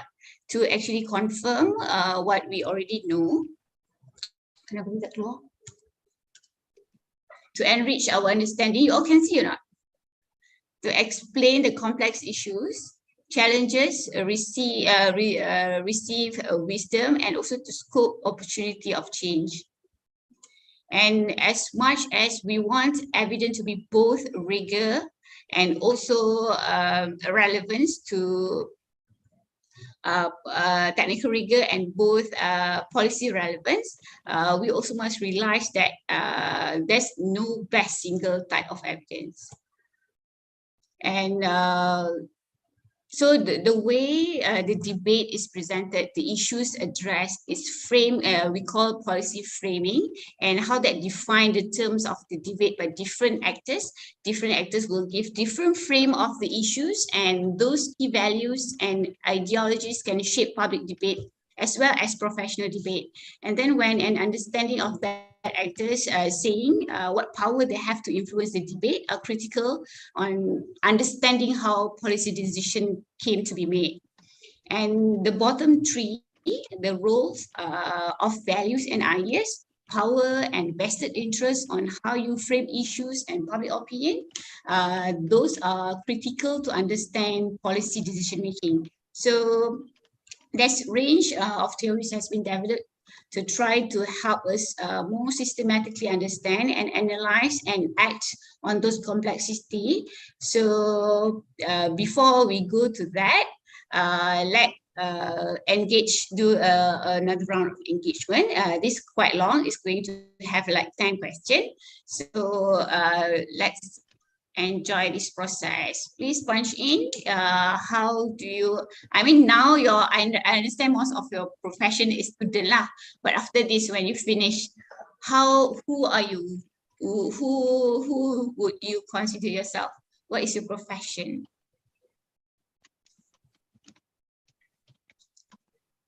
Researcher.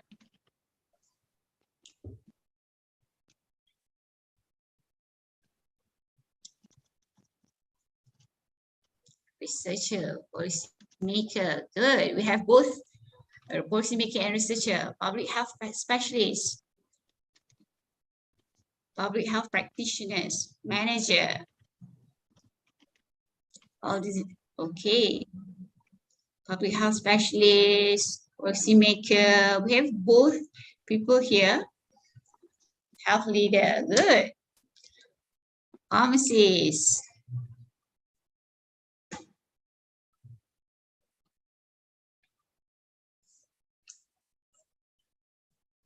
DG. Wow, after this we're going to have DG here. Wow, very important policy makers.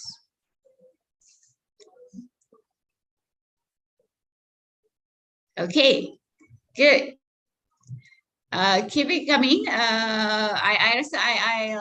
Okay, good. I have 22 inputs. So we have a lot of researcher. We're going to have 24, a lot of public health specialists, pharmacists, practitioners. Yeah, we have policymakers. We have good candidates for DG, inshallah. Okay, we'll move. How long have you been in service?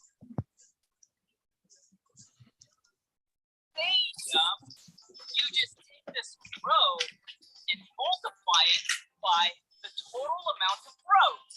Okay. Okay, somebody need to unmute. Whoa. Okay.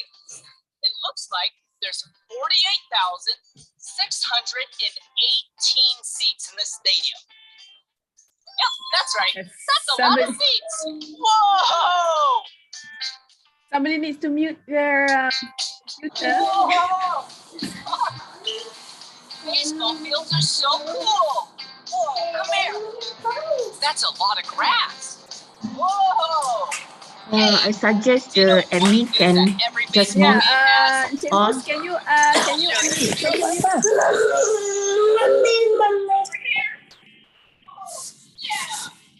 hang on, 1 second, I'll just get, yeah. Yeah. Okay. All right. So we have actually basically quite young people here in our audience, but we have 36% of them in middle, yeah, we have, then wow, kita punya carta tu cantik okay, 27, okay, good. The most is 5 to 10 years. Okay, nice. We move next. I consider myself as, just now though you tell me, but now you have to make the options that I gave. Wow, 50-50 too. Yes. Decision makers at state level, none of the above. We have poor implementers.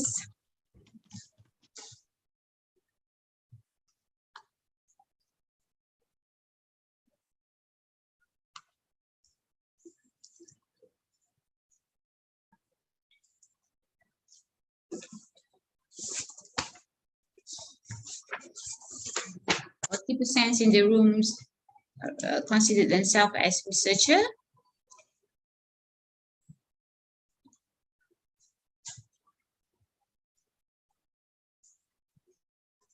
%, is a decision maker at district and hospital levels. 19% at decision makers at national level. This is very important.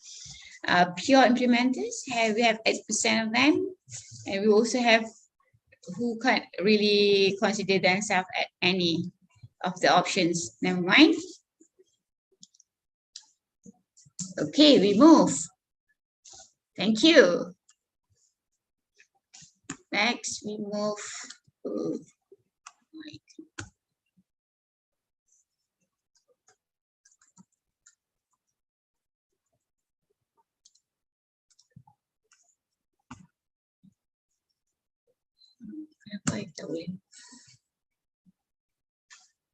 Okay, from your opinion, what makes you a great decision maker?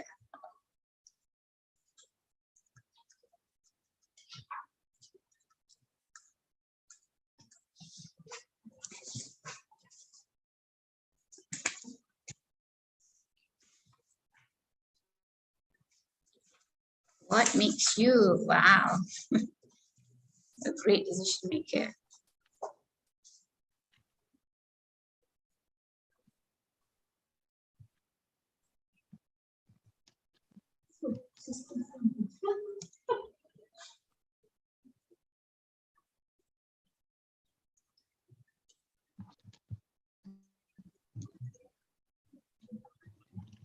Networking, very important.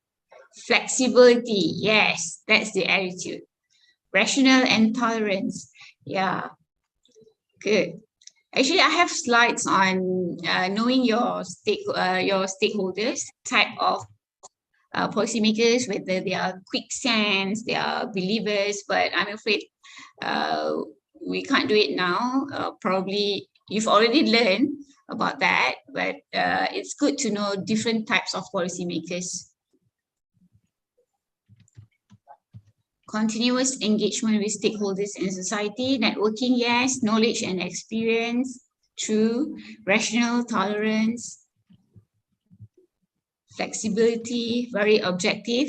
Okay, just now what Dr. Kalvina already said about positivism and relativisms. So we need to be sometimes fixed and sometimes flexible. Effective communication, yes, very true.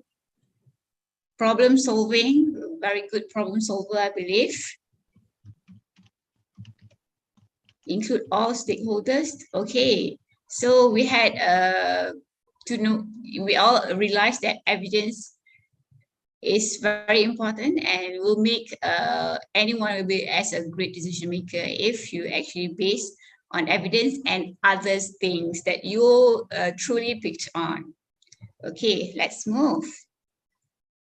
What makes me a great researcher then?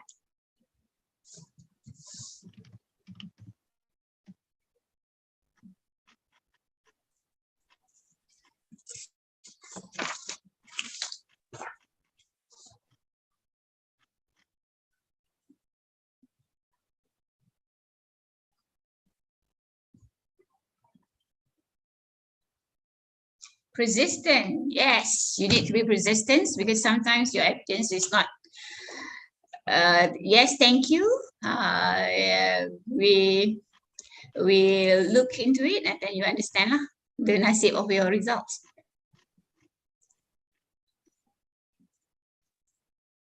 So what makes me great researcher? I am reliable, I'm passionate, I'm curious. I always engage with my stakeholders. All is correct. I am passionate, I have confidence. I'll produce valuable tabah to publish even after 10 rejections. Yes, resistance though. Reliable is very important. Proper guidance, okay? And good research questions always makes a good researcher, a great researcher. Critical thinking. Tahniah lah siapa yang tulis tabah to publish even after 10 rejections.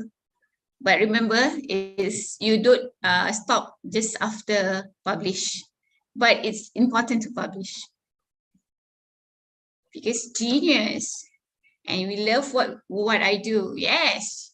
Kalau you tak suka, the PhD can be, your PhD journey, your master journey is like very, apa orang kata, lonely journey, people say. Thank you. So, betul, whatever you've shared with me, thank you so much. This is what I mean by the theory is no rocket science though, but the doing is. Okay, so we proceed with my most important contributions in making difference.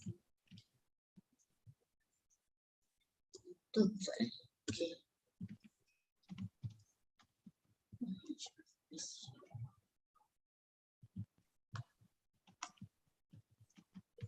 Your challenge now to translate whatever you say just now. I mean, we put in context is we want evidence to be, policy is making based on evidence, whatever we produce, policymaker use, and from your opinions, what be the challenge you have to do that?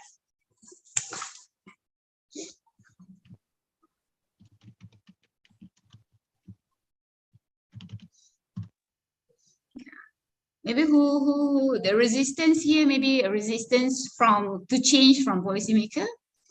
Yeah, to convince. It's very, so it's, my question is about challenge. My challenge.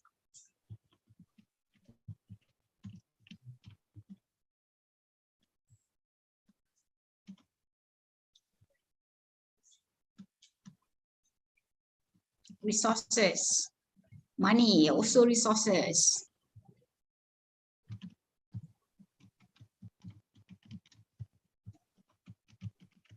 What is my challenge?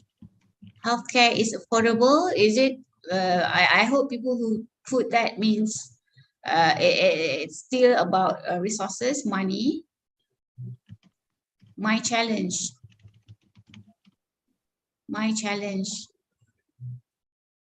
Fixed thinking based on old practices. So our orang ke atas, people with power don't want to change. Weak political will. The politician is true, but decision makers not just leave it to the politicians, yeah. But you are right, politicians can be the challenge. Sometimes it's just not just the evidence we produce, yeah. Sometimes also lucky lah. Luck also could be, I mean, when you just things that your area and it's interested by the politician, so it's a bit easy. Okay, the challenge, convince the policymaker, lack of guidance, the time, yeah, resources, time is resources. because you need to be persistent to persuade the decision makers. Yeah, to change is very difficult. So that's the challenges. True. FR tu habis tulis FR je. Expensive journal fee, Okay. Also the challenge, yeah, that's true, but do not dishearten. Try to look for sponsors, acceptance, the agencies, convince boss, evidence not used because it does not support policy. That's why you need to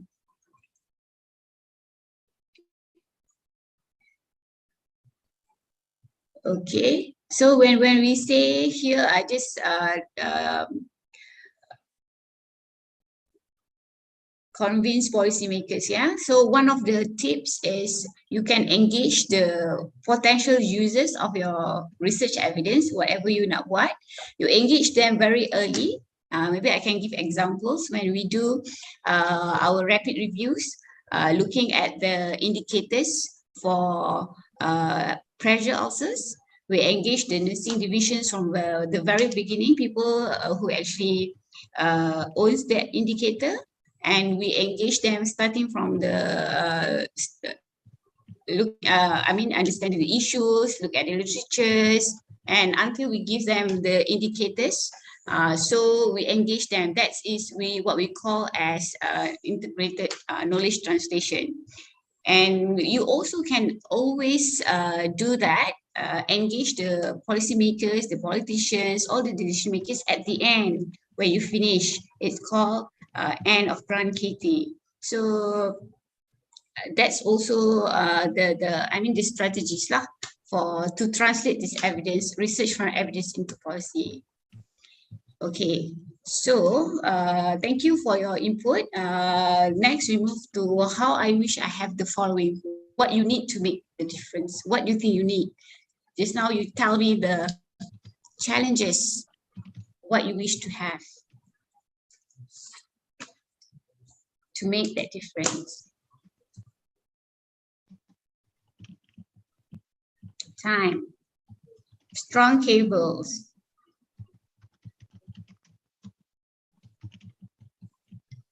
power, macam Spider-Man cakap lah, great power comes with great responsibility.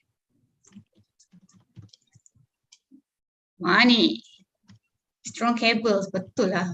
Memang betul, kena ada strong cables. Sometimes you do not get, you contact the people who connect with the cables. That also very important, and that could be only their PAs, the Karani.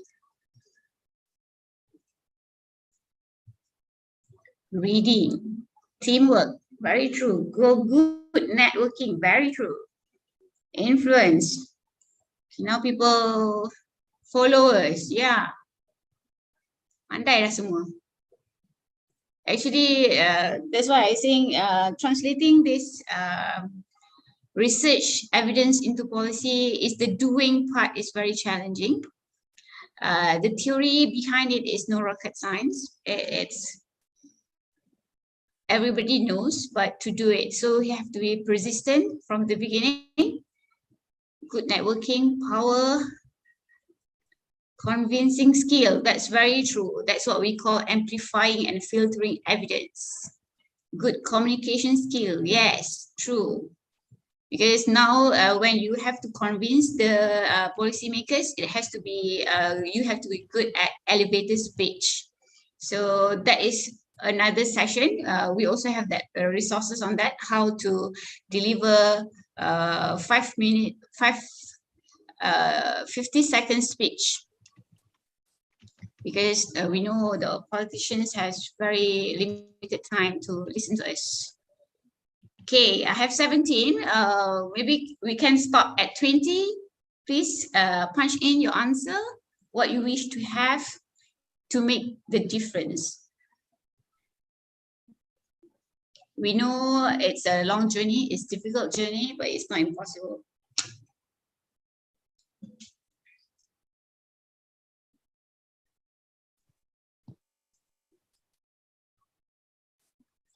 Okay. Dah tak nampak bergerak dah. This is very important because we want you to learn from, to give this, everyone responsible, give their perspective. So this is actually what we think we need for us to make this difference, to make evidence-informed policy making, to make whatever evidence we produce will be used for policy making and other decisions. So true, good networking, time, good communication skills is important. Okay. All right, thank you. We have 20 now. So these are all true. We proceed to what are possible roles you can play as researcher. Now, whoever nominate yourself as just now policymakers, let's say now you are a researcher. What roles you can play as researcher to enhance informed decision making? What roles you can play as a researcher to facilitate translating evidence into policy?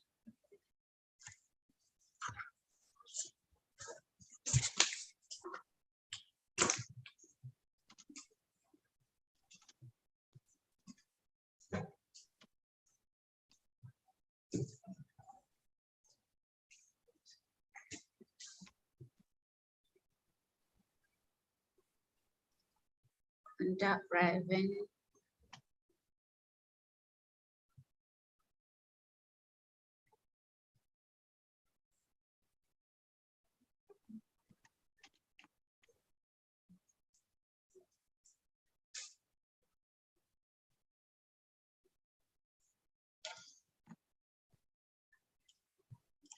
As researcher, betul, you really need to grow your networking. Good evidence translator, we call knowledge broker. You're doing research the right way and conduct relevant, patient-oriented under priority research area. Very true. You echo the problem and suggest solutions. Betul. Provide insights. True. This is a bit difficult for you to think through.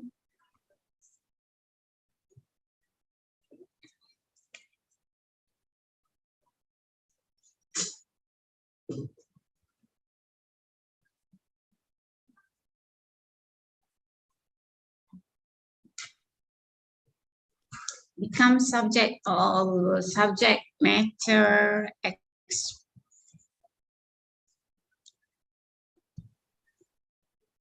Okay. If I really hope I get responses from at least 20 for me later as researcher to actually gather and do verbatim analysis. So please give me, I also like menyelam sambil minum air, killing two birds in one stone. So I give you training, I also do analysis behind this.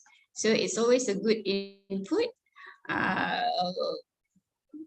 so that I can actually understand from our people, our perspective, what researchers think they can contribute, what policymaker thinks, what they can contribute.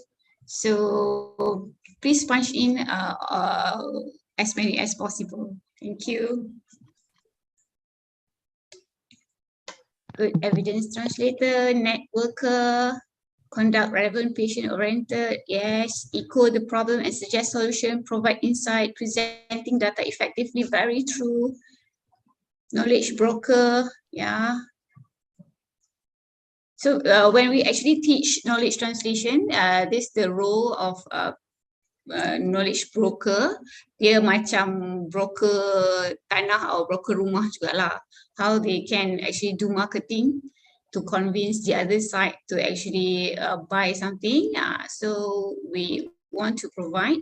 And for your information, at IHSR, besides we produce a paper in journal, we also do research highlights for all our projects, so that a very short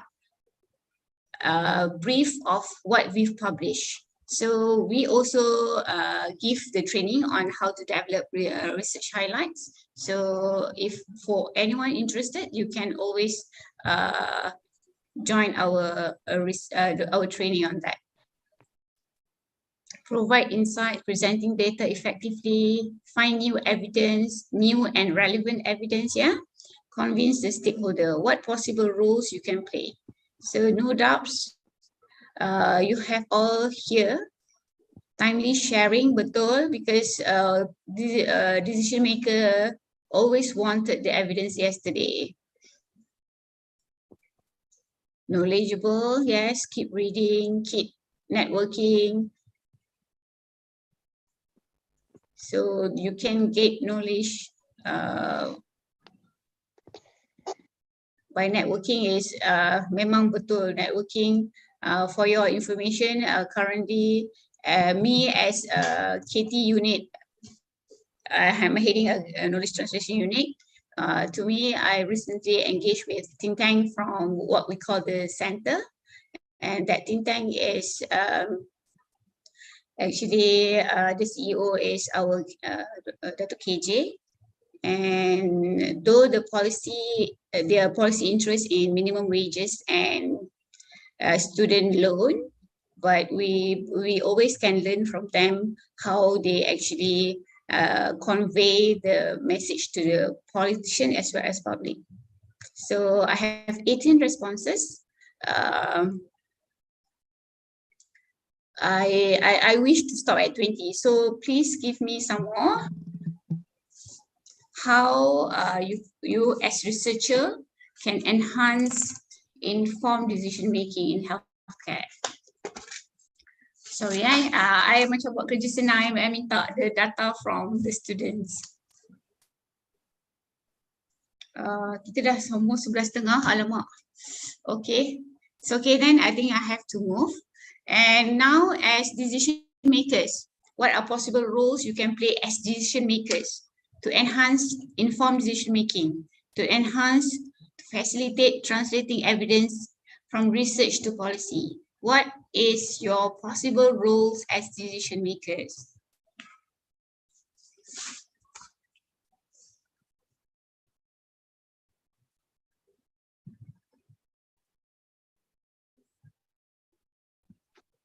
Supportive, thank you.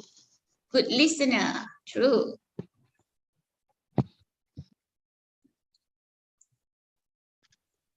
Decision maker with change management, knows about change management, I think. Engage with community, decision maker, yes, engage with community.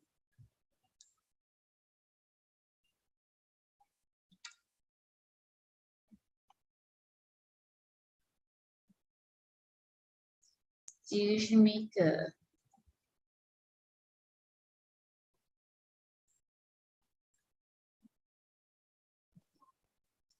Good listener, supportive, become decisive.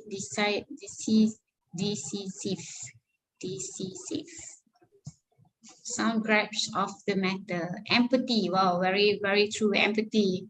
Tengok. Open-minded, the sound grasp of the matter.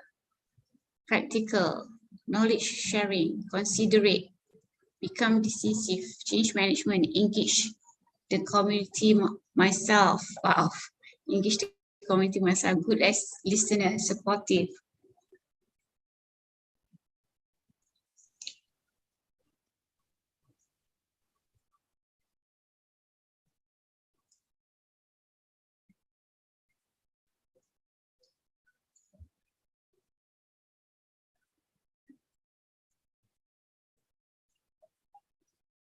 Di atas.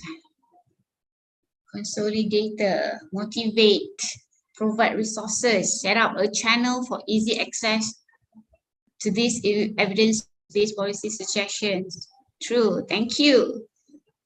Set up a channel for easy access. Yes, because if evidence we produce cannot get through the evidence, the decision makers, so the evidence is not used. Betul.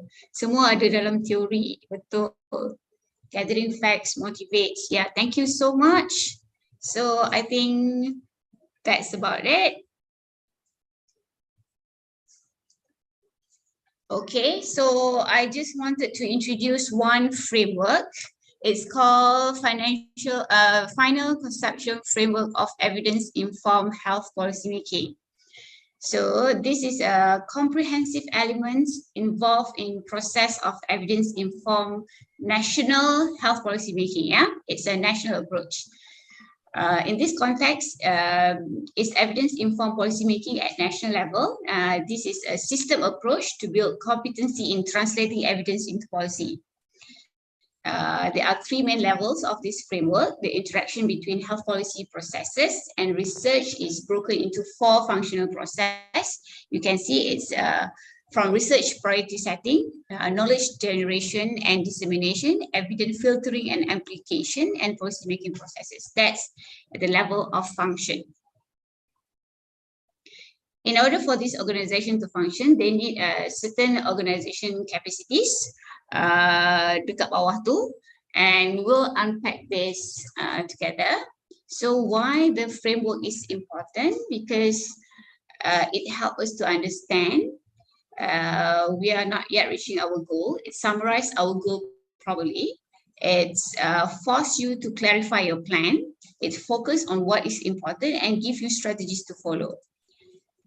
And we are aware now that the interaction between researchers and policymakers is no longer considered one-way flow of information. We also understand, beside evidence, there is other factors affecting the policy-making process, which are the ideologies and values of policymakers, their technical ability to interpret and use evidence, their personal experience, habits, political judgment and intuitions, their interests, and also other external influences. Policymaking process also influenced by research priority. That's why macam tadi kita ada dapat soalan from Dr. Kalsum, the tips, right? So Dr. Kalsum, if you hear and you want to share with us what is your area of interest, then we actually one of the tips is always collaborated with people in other organizations that share the same interests. So that is one of the tips. We follow through the tips as we move on. Policy making always influenced by the research priority, yeah, because everybody, all politicians and people out there like to be in the limelight. And this important component called evidence filtering and application. You tengok the third box. And in this process, organization normally use knowledge brokers to filter particular research output and translate them into policy messages. So the arrow, kalau you tengok linking the influence to the four functional process, remind us of the social and political nature of each of this process of knowledge creation, dissemination, absorption, and application in policy making. So dalam knowledge translation, kita ada knowledge to action cycle. So that for knowledge creation, dissemination, absorption, and application is iterative process. And now we turn to the organization. Dekat bawah sana kita nampak, tadi kita dah faham the function as to policy making. It's influenced by the research priority settings, the knowledge generation and dissemination, and also evidence filtering and application. That is the function level. So we turn now on the organization that involved in carrying out the above function. So the diagram, if you see, is deliberately does not draw any connections between organization and specific function, as it recognized in practice. Organization often carry out more than one function, and it's denoted the networking. So it is important for research bodies, the research institution networking with funding bodies, medias. Research institution now is including MOH, or also from the universities, macam what we are networking now. And basically, these two is responsible for the above function: research priority setting and knowledge generation and dissemination. And the media, advocacy, and organization is, and also think tanks is more doing the above function of evidence filtering and amplification. And the government bodies is always the one that making policy decision. So that network here can improve, of course, the policy process, and through better information use, and this coalition and competition between the organization will shape the policy environment. So the third level refer to the third level here, we refer to the particular requirement for each of the organization involved in undertaking the four function. There are three broad areas in capacity strengthening that need to be considered for each of the organization. Leadership and governance is very important. Resources and communication and network. The framework focus on organization concept, capacity development versus training of individuals. This is a system approach again for building capacity in evidence-informed decision making. So leadership here might help to unleash the capacity through motivating and inspiring, through empowering people, and through stimulating extra efforts. And we need resources. Tak boleh cakap you expect so much, but there's very little resources given. And communication and networks here include the capacity of organization and to communicate the work that they do. So bila kita dah publish paper, we need to war-warkan lah the communication and networks that refer to the ability of the organization to communicate the work that they have done. Okay, all the above, we understand it's not happen in a vacuum. It's occur in a wider context of national and international. So again, it's a system approach here. Bila kita tengok external, coming here from the wider enabling environment, the national context, the external or the regulations here. So it's all very interacted to each other. So to actually enable us to translate evidence into policy, it's require a system approach capacity building. Okay. And it's in our HPSR, this translating research evidence into policy is under the 7th sets of the competency, whereby we want the researcher in Malaysia, the policy makers, able to communicate, translate knowledge, and apply health system evidence. Now it's 11:30. I have slides on a bit on knowledge translation. I do it quickly, right? Basically, it's just repeat. As long as we know, we understand the framework above just now, so it's just a repetition. So knowledge translation is a process of putting knowledge into action. So yes, the process is dynamic and it's iterative. It takes place in a complex system, and interaction between researcher and knowledge user or decision makers is very important. And the one that established the first institution is Canada Institute of Health Research, defined KT as a dynamic and iterative process that includes synthesis, yang atas yang orange.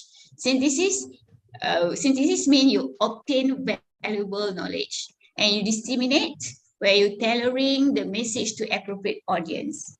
And you exchange, it's a two-way sharing of knowledge between researcher and user. And you apply the knowledge, you adapt the knowledge to fit the context, to do what? To improve health service delivery, to improve health system, and to improve overall health. So knowledge translation are the 6 opportunities to actually translate your evidence into kita nak cakap policy is bukan sahaja policy. It has every cycle at defining research question and methods, at conducting research, at publishing in plain journal, plain language and accessible formats, and placing research findings in the context of other knowledgeable and socio-cultural norms. And the important one is the K5 lah, this making decision and taking action informed by research findings. And at K6, it's the iterative things. So why KT is important? You can read this. Yes, all the steps process the challenges, and there's a guidance on how you address the challenges. So I let you read that, but please just remember the framework. You understand that framework, you actually can learn what are what is this translating evidence into policy is. So you tak boleh tidak, you need to understand, you need to learn how policy making works. You have to design evidence to maximize its influence on a specific audience. You need to design and use other influential strategies and embrace try and error. Don't be disheartened, because tadi kita dah belajar resistance. And I strongly advocate this framework because I found out that other framework can fit in this framework as well. So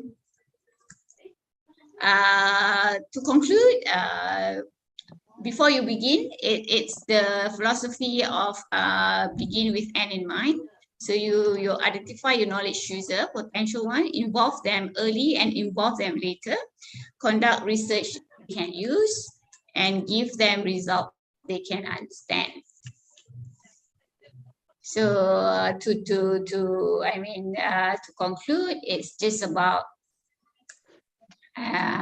give people,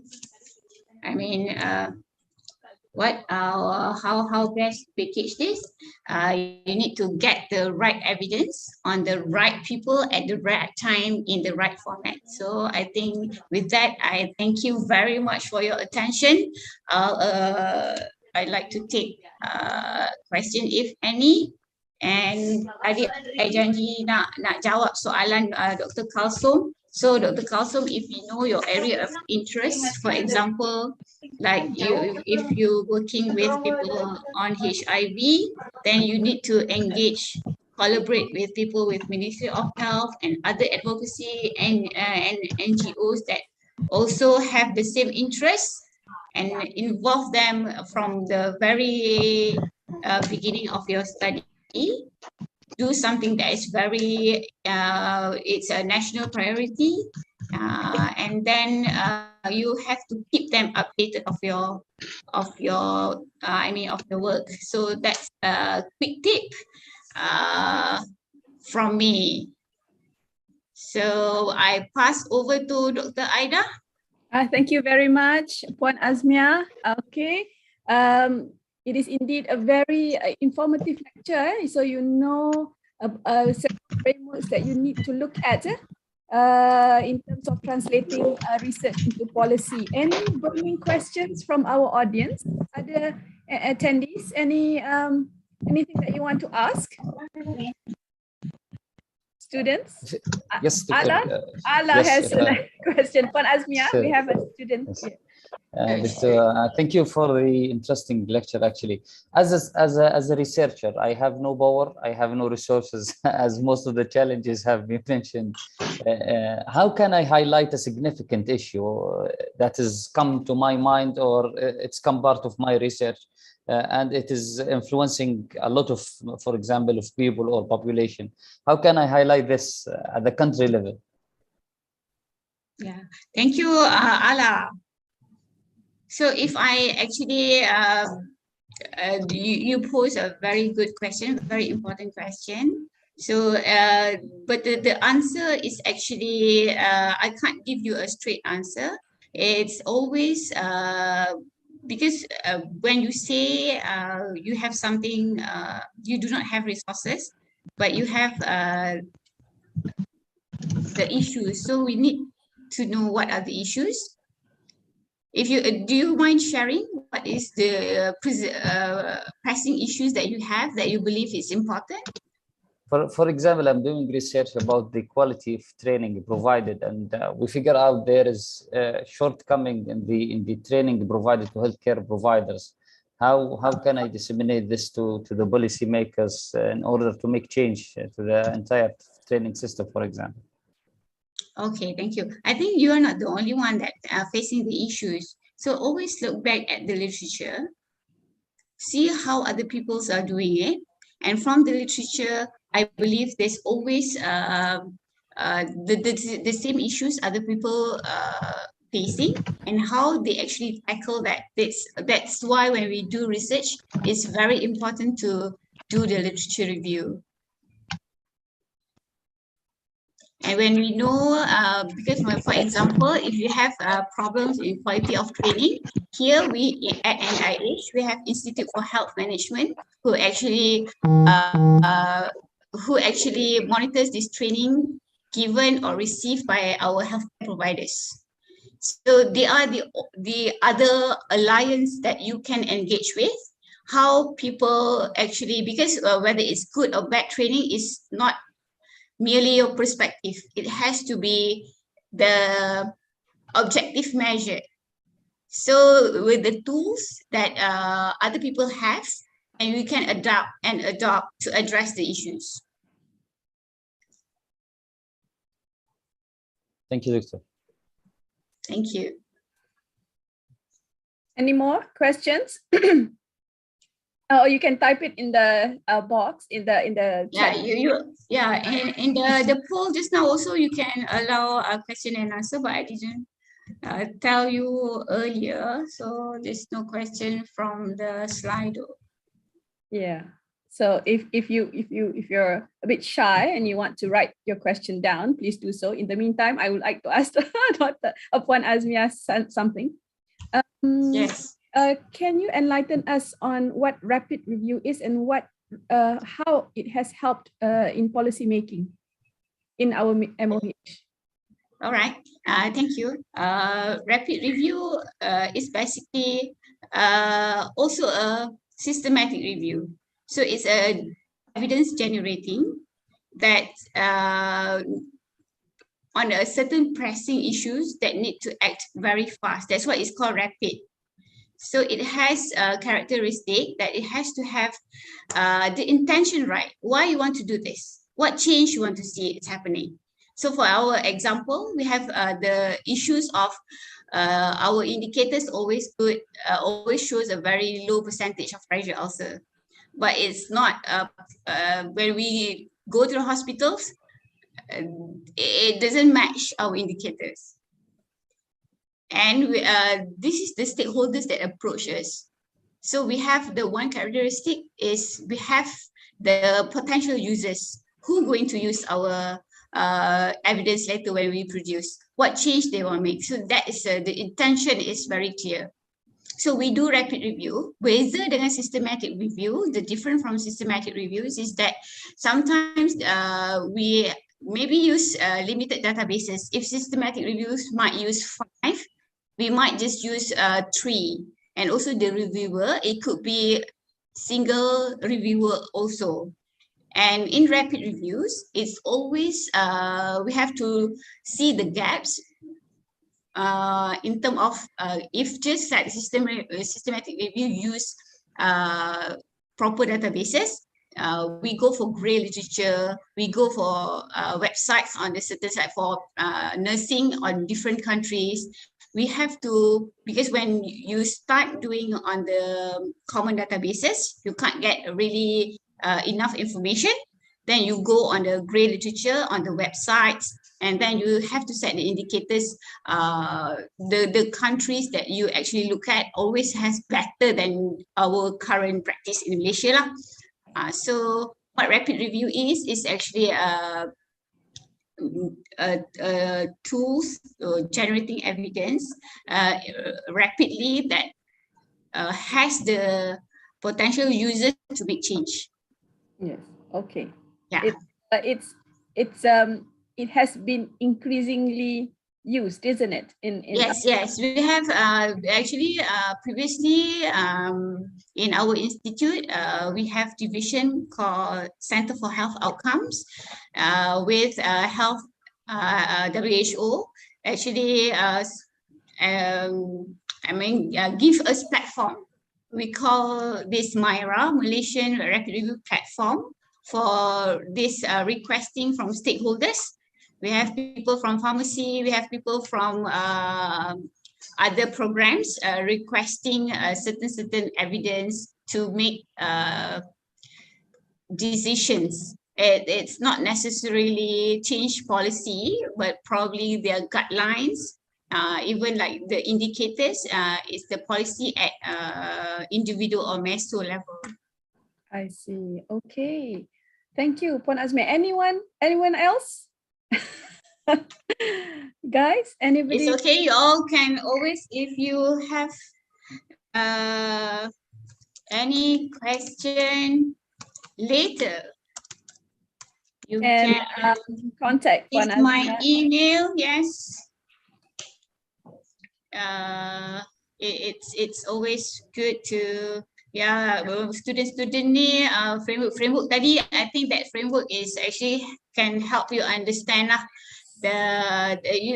Mula-mula kita nampak framework is always intimidating, but it's actually logical and help us to actually package our understanding quite well. It gives an overview, a very good overall view of the whole issue, because health service management and health system research and whatnot, you have to have a very large overview, isn't it? A bird's eye view of the whole system. So we'll show how each parts connect with each other. And the email is stated there, written there in the chat box, so you guys can copy it down so that you can forward your questions later on. Okay, so if there are no other questions, I would like to take this opportunity. I think we end now, Puan Azmiah. It's almost noon. Again from us, thank you very much for this opportunity. Okay, so on behalf, we have Dr. Kalvina also put there tons of stuff there. The MOH email, her email, and also Facebook, Twitter, so everything there, copy it down. So on behalf of my unit, Health Service Management Unit of the Department of Community Health at the Faculty of Medicine and Health Sciences, UPM, I would like to thank the speakers, Dr. Kalvina and Puan Azmiah, and of course, Dr. Sondi for your input and cooperation and making this morning's lecture session a success. We hope that this is not the first and the last. Hopefully we can continue to collaborate and share knowledge and experience in other platforms. Maybe next year we'll hold a seminar and call you guys, and then we share again, because the participants, as you can see today, half of them are students who will become health or medical managers in the future. So if you're training them now, you're training your future staff as well, and our future DGs in the house as well, isn't it today? So we better teach our future DG well. Okay, so with that, I thank also all the audience for staying back we started at about 9 and it's almost 12, so 3 hours of very fruitful discussion and teaching and learning session. So with that, I thank you all.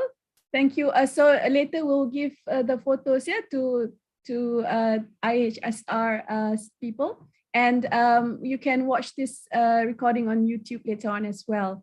So with that, thank you very much. Assalamualaikum, and Selamat Hari Raya in advance. It's going to be in 10 days time, but I think I'll take this opportunity to wish everybody Selamat Hari Raya as well. Okay, thank you. Okay, goodbye. Assalamualaikum. Thank you. Thank you so much. Thank you. Thank you. Selamat Hari Raya.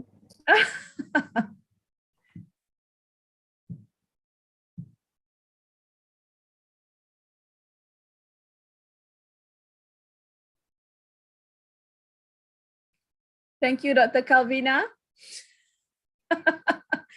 Nanti share slides, yeah? We can hopefully you can share the slides. Very helpful, very helpful. Well, everybody's talking wishing Selamat Hari Raya. Okay. I think we had a good turnout. At one point, it was 83 people attended. I can see many of my students in here. Some of them from Middle East as well. So I can see Dr. Rima Melati. Rima Melati is my schoolmate. Small world. Hi, Aida. Hello.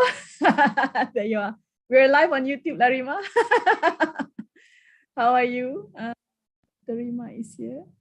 Allah, there you go. Awet muda, same as before. You are at IHSR? Dr. Rima Melati is at IHSR? You're muted, my dear. Mute, tak dengar dia cakap apa. I'm at the pejabat pengurus NIH neighbour to IHSR. Pejabat pengurus. Okay. Awesome. Okay, so the rest of them tak keluar, sama ada they have left physically but left their computer on or they wish to stay and chat. I'm not sure, but I'll end the session lah, yeah. Okay,